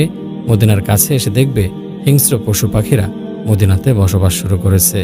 সানিয়াতুল ওয়াদা নামক স্থানে পৌঁছার পর তারা মুখের ওপর উপর হয়ে পড়ে যাবে। চেহারার উপর পড়ে যাওয়ার কারণ সম্পর্কে অন্য বর্ণনায় বলা হয়েছে, তাদের 2 জন যেহেতু পিছনে পড়েছে, তাই 2 জন ফেরেশতা আগমন করে তাদের চেহারার উপর উপর করে টেনে হিঁচড়ে সামনের দিকে চলমান মানুষের সাথে মিলিয়ে দেবে। এ হাসরটি হবে দুনিয়াতে। উপরের হাদিসগুলোতে সামদেশের জমিনে যে হাসরের আলোচনা করা হয়েছে তা পরকালের হাসর নয়, যা সংঘটিত হবে কবর থেকে পুনরুত্থানের পর, বরং এটি হবে কিয়ামতের একটি আলামত। এ হাসরের সময় জীবিত সমস্ত মানুষকে সামদেশের জমিনে আগুনের মাধ্যমে হাঁকিয়ে একত্রিত করা হবে। অধিকাংশ আলেম এ কথার উপর ঐক্যমত পোষণ করেছেন। সহিহ হাদিসগুলো এই কথারই প্রমাণ বহন করে। ইমাম নববী রহমতুল্লাহি আলাইহি বলেন, আলেমদের কথা হলো এই হাসরটি দুনিয়ার শেষ বয়সে কিয়ামতের ও সিংহায় ফুঁক দেওয়ার পূর্বে সংঘটিত হবে। সামদেশের বিভিন্ন অঞ্চলে এই হাসর হবে। ইসরাফিলের সিংহায় ফু দেওয়ার সাথে সাথে কিয়ামত হওয়ার পর কবর থেকে উঠে যে হাসরের মাঠের দিকে লোকেরা দৌড়িয়ে যাবে, তার ধরন সামদেশের হাসরের চেয়ে সম্পূর্ণ ভিন্ন হবে, যার সামান্য বিবরণ কিছুক্ষণ পর প্রদান করা হবে। সামদেশে হাসরের অবস্থার বিবরণ আবু হুরায়রা রাদিয়াল্লাহু আনহু এর হাদিস থেকে জানা যায় যে মানুষকে 3 ভাবে একত্রিত করা হবে। 1, একদল লোককে আশা ও ভয় মিশ্রিত অবস্থায় হাঁকিয়ে নেওয়া হবে। 2, দুজনকে একটি উটের উপর, 3 জনকে একটি উটের উপর, 4 জনকে একটি উটের উপর এবং 10 জনকে একটি উটের উপর আরোহিত অবস্থায় হাসরের দিকে হাঁকিয়ে নেওয়া হবে। 3, বাকি সব মানুষকে আগুন হাঁকিয়ে নেবে। মানুষ যেখানে দুপুরের বিশ্রাম নেওয়ার জন্য অবস্থান করবে, আগুনও সেখানে থেমে যাবে। মানুষ যে স্থানে রাত অতিবাহিত করার জন্য অবস্থান করবে, আগুনও সেখানে থেমে যাবে। এরপর আবার তাদেরকে নিয়ে চলবে। তারা যেখানে সকাল করবে, আগুনও সেখানে সকাল করবে। তারা যে স্থানে বিকালে অবস্থান করবে, আগুনও সেই স্থানে অবস্থান করবে। এরপর আবার তাদেরকে হাঁকিয়ে নেবে। এছাড়া আরও অনেক সহিহ হাদিস থেকে জানা যায় আদনের গর্ত থেকে নির্গত আগুনের আসর হবে দুনিয়াতে এবং তার স্থান হবে বর্তমান সিরিয়া, লেবানন, জর্ডান ও ফিলিস্তিনের বিভিন্ন অঞ্চল। উপরের হাদিস এবং অন্যান্য সহিহ হাদিস থেকে আরও জানা যাচ্ছে এই হাসরের পরও আরোহণ, পানাহার, নিদ্রা, মৃত্যু ইত্যাদি বর্তমান থাকবে। আর পুনরুত্থানের পর যে হাসর হবে তাতে আরোহণ, ক্রয় বিক্রয়, পানাহার, মৃত্যু, নিদ্রা, পোশাক পরিচ্ছদ ও পার্থিব জীবনের কোনো কিছুই অবশিষ্ট থাকবে না। শুধু তাই নয়, পরকালের হাসরের ব্যাপারে হাদিসের বিবরণ হল মুমিন কাফের সহ সকল মানুষ হাসরের মাঠে খালি পা, উলঙ্গ শরীর, খতনাবিহীন এবং সম্পূর্ণ নিখুঁত অবস্থায় একত্রিত হবে। ইবনে আব্বাস রাদিয়াল্লাহু আনহু হতে বর্ণিত, নবী সাল্লাল্লাহু আলাইহি ওয়াসাল্লাম বলেন, নিশ্চয় তোমাদেরকে হাসরের মাঠে একত্রিত করা হবে খালি পা, উলঙ্গ এবং খাতনাবিহীন অবস্থায়। অতঃপর নবী সাল্লাল্লাহু আলাইহি ওয়াসাল্লাম কোরআনের এই আয়াতটি পাঠ করলেন, কামা বাদানা আউওয়ালা খালকিন নুঈদুহু ওয়াদান আলাইনা ইন্না কুন্না ফাইলিন। যেভাবে আমি প্রথমবার সৃষ্টি করেছিলাম সেভাবে পুনরায় সৃষ্টি করব। আমার ওয়াদা নিশ্চিত, আমাকে পূর্ণ করতেই হবে। সূরা আম্বিয়া আয়াত 104। কিয়ামতের দিন ইব্রাহিম আলাইহিস সালামকে সর্বপ্রথম কাপড় পরিধান করানো হবে। সার কথা উপরের আলোচনা থেকে প্রমাণিত হলো এখানে হাসর বলতে দুনিয়ার হাসরকে বোঝানো হয়েছে। কিয়ামতের অল্পকাল পূর্বে তা দুনিয়াতেই অনুষ্ঠিত হবে। পরকালের হাসর। উভয় প্রকার হাসরের মধ্যকার পার্থক্যটি যাতে শ্রোতাদের কাছে সুস্পষ্ট হয়ে যায়, সেজন্য এখানে পরকালের হাসরের কিছু দৃশ্য তুলে ধরা হলো। আল্লাহ তাআলা বলেন, ইয়াউমা তুবাদ্দালুল আরদু গায়রাল আরদি ওয়াস সামাওয়াতু ওয়া বারাজু লিল্লাহিল ওয়াহিদিল কাহ্হার। সেদিন পরিবর্তিত করা হবে জমিনকে অন্য জমিন দ্বারা, এবং পরিবর্তিত করা হবে আসমানসমূহকেও, এবং লোকেরা পরাক্রমশালী এক আল্লাহর সামনে হাজির হবে। সূরা ইব্রাহিম আয়াত ৪৮। সেদিন হাসরের মাঠের মাটির অবস্থা সম্পর্কে নবী সাল্লাল্লাহু আলাইহি ওয়াসাল্লাম বলেন, কিয়ামতের দিন সাদা ময়দার রুটির মতো চকচকে একটি মাঠের উপর সমস্ত মানুষকে একত্রিত করা হবে। সেখানে কারো কোনো নিশানা থাকবে না। হাসরের মাঠে প্রত্যেক মানুষ মহাব্যস্ততায় থাকবে। আল্লাহ তাআলা বলেন, হে লোক সকল, তোমাদের পালনকর্তাকে ভয় করো। নিশ্চয়ই কিয়ামতের প্রকম্পন একটি ভয়ঙ্কর ব্যাপার। সেদিন তোমরা দেখতে পাবে প্রত্যেক স্তন্যদায়ী তার দুধের শিশুকে ভুলে গেছে, এবং প্রত্যেক গর্ভবতী মহিলা তার গর্ভের সন্তান প্রসব করে দিবে। আর আপনি মানুষকে মাতাল অবস্থায় দেখতে পাবেন, অথচ তারা মাতাল নয়। বস্তুত আল্লাহর আযাব খুবই কঠিন। অতঃপর যখন কর্ণবিদারক আওয়াজ আসবে, সেদিন মানুষ পলায়ন করবে তার ভাইয়ের কাছ থেকে, তার মাতা, তার পিতা, তার পত্নী এবং তার সন্তানদের কাছ থেকে। সেদিন প্রত্যেকেই নিজের চিন্তায় ব্যস্ত থাকবে, যা তাকে ব্যতিব্যস্ত করে রাখবে। আয়েশা রাদিয়াল্লাহু আনহা হতে বর্ণিত, তিনি জাহান্নামের আগুনের কথা মনে করে কাঁদতে শুরু করলেন। নবী সাল্লাল্লাহু আলাইহি ওয়াসাল্লাম তাকে জিজ্ঞেস করলেন, তুমি কাঁদছো কেন? তিনি বললেন, আমি জাহান্নামের কথা স্মরণ করে কাঁদছি। হাসরের মাঠে কি আপনার পরিবার ও আপনজনের কথা মনে রাখবেন? নবী সাল্লাল্লাহু আলাইহি ওয়াসাল্লাম উত্তরে বললেন, 3টি স্থান এমন রয়েছে যেখানে কেউ কাউকে স্মরণ করবে না। 1, মানুষের আমল যখন মাপা হবে তখন মানুষ সবকিছু ভুলে যাবে। চিন্তা একটাই থাকবে, তার নেক আমলের পাল্লা ভারী হবে না হালকা হবে। 2, যখন আমলনামা দেয়া হবে তখন কেউ কাউকে স্মরণ করবে না। আমলনামা ডান হাতে পাবে না বাম হাতে পাবে, এ নিয়ে চিন্তিত থাকবে। 3, পুলসিরাত পার হওয়ার সময়ও সকলে ভীত সন্ত্রস্ত থাকবে, কেউ কাউকে স্মরণ করবে না। আয়েশা রাদিয়াল্লাহু আনহা নবী সাল্লাল্লাহু আলাইহি ওয়াসাল্লাম হতে আরও বর্ণনা করেন যে কিয়ামতের দিন নগ্নপদ, উলঙ্গ এবং খাতনাবিহীন অবস্থায় সমস্ত মানুষকে হাসরের মাঠে উপস্থিত করা হবে। আয়েশা রাদিয়াল্লাহু আনহা বলেন, আমি বললাম, হে আল্লাহর রাসূল সাল্লাল্লাহু আলাইহি ওয়াসাল্লাম, নারী পুরুষ সকলকেই উলঙ্গ অবস্থায় উপস্থিত করা হবে? তাহলে তো মানুষেরা একজন অন্যজনের লজ্জাস্থানের দিকে তাকিয়ে থাকবে। নবী সাল্লাল্লাহু আলাইহি ওয়াসাল্লাম বললেন, ব্যাপারটি একজন অন্যজনের দিকে তাকিয়ে থাকার চেয়ে অনেক ভয়াবহ হবে। প্রত্যেকেই নিজের উপায় কী হবে তা নিয়ে ব্যস্ত থাকবে, একজন অন্যজনের লজ্জাস্থানের দিকে তাকানোর চিন্তাও করবে না। হাসরের মাঠের একটি দিনের পরিমাণ হবে দুনিয়ার 50,000 বছরের সমান। এদিনের দীর্ঘতা দেখে মানুষ মনে করবে দুনিয়াতে তারা অতি সামান্য সময় বসবাস করেছিল। আল্লাহ তাআলা বলেন, তা'রুজুল মালাইকাতু ওয়ার রূহু ইলাইহি ফি ইয়াউমিন কানা মিকদারুহু 50,000 সানাহ। ফেরেশতাগণ এবং রূহ জিবরাইল আলাইহিস সালাম আল্লাহর দিকে ঊর্ধ্বগামী হবেন এমন একদিন যার পরিমাণ হবে 50,000 বছরের সমান।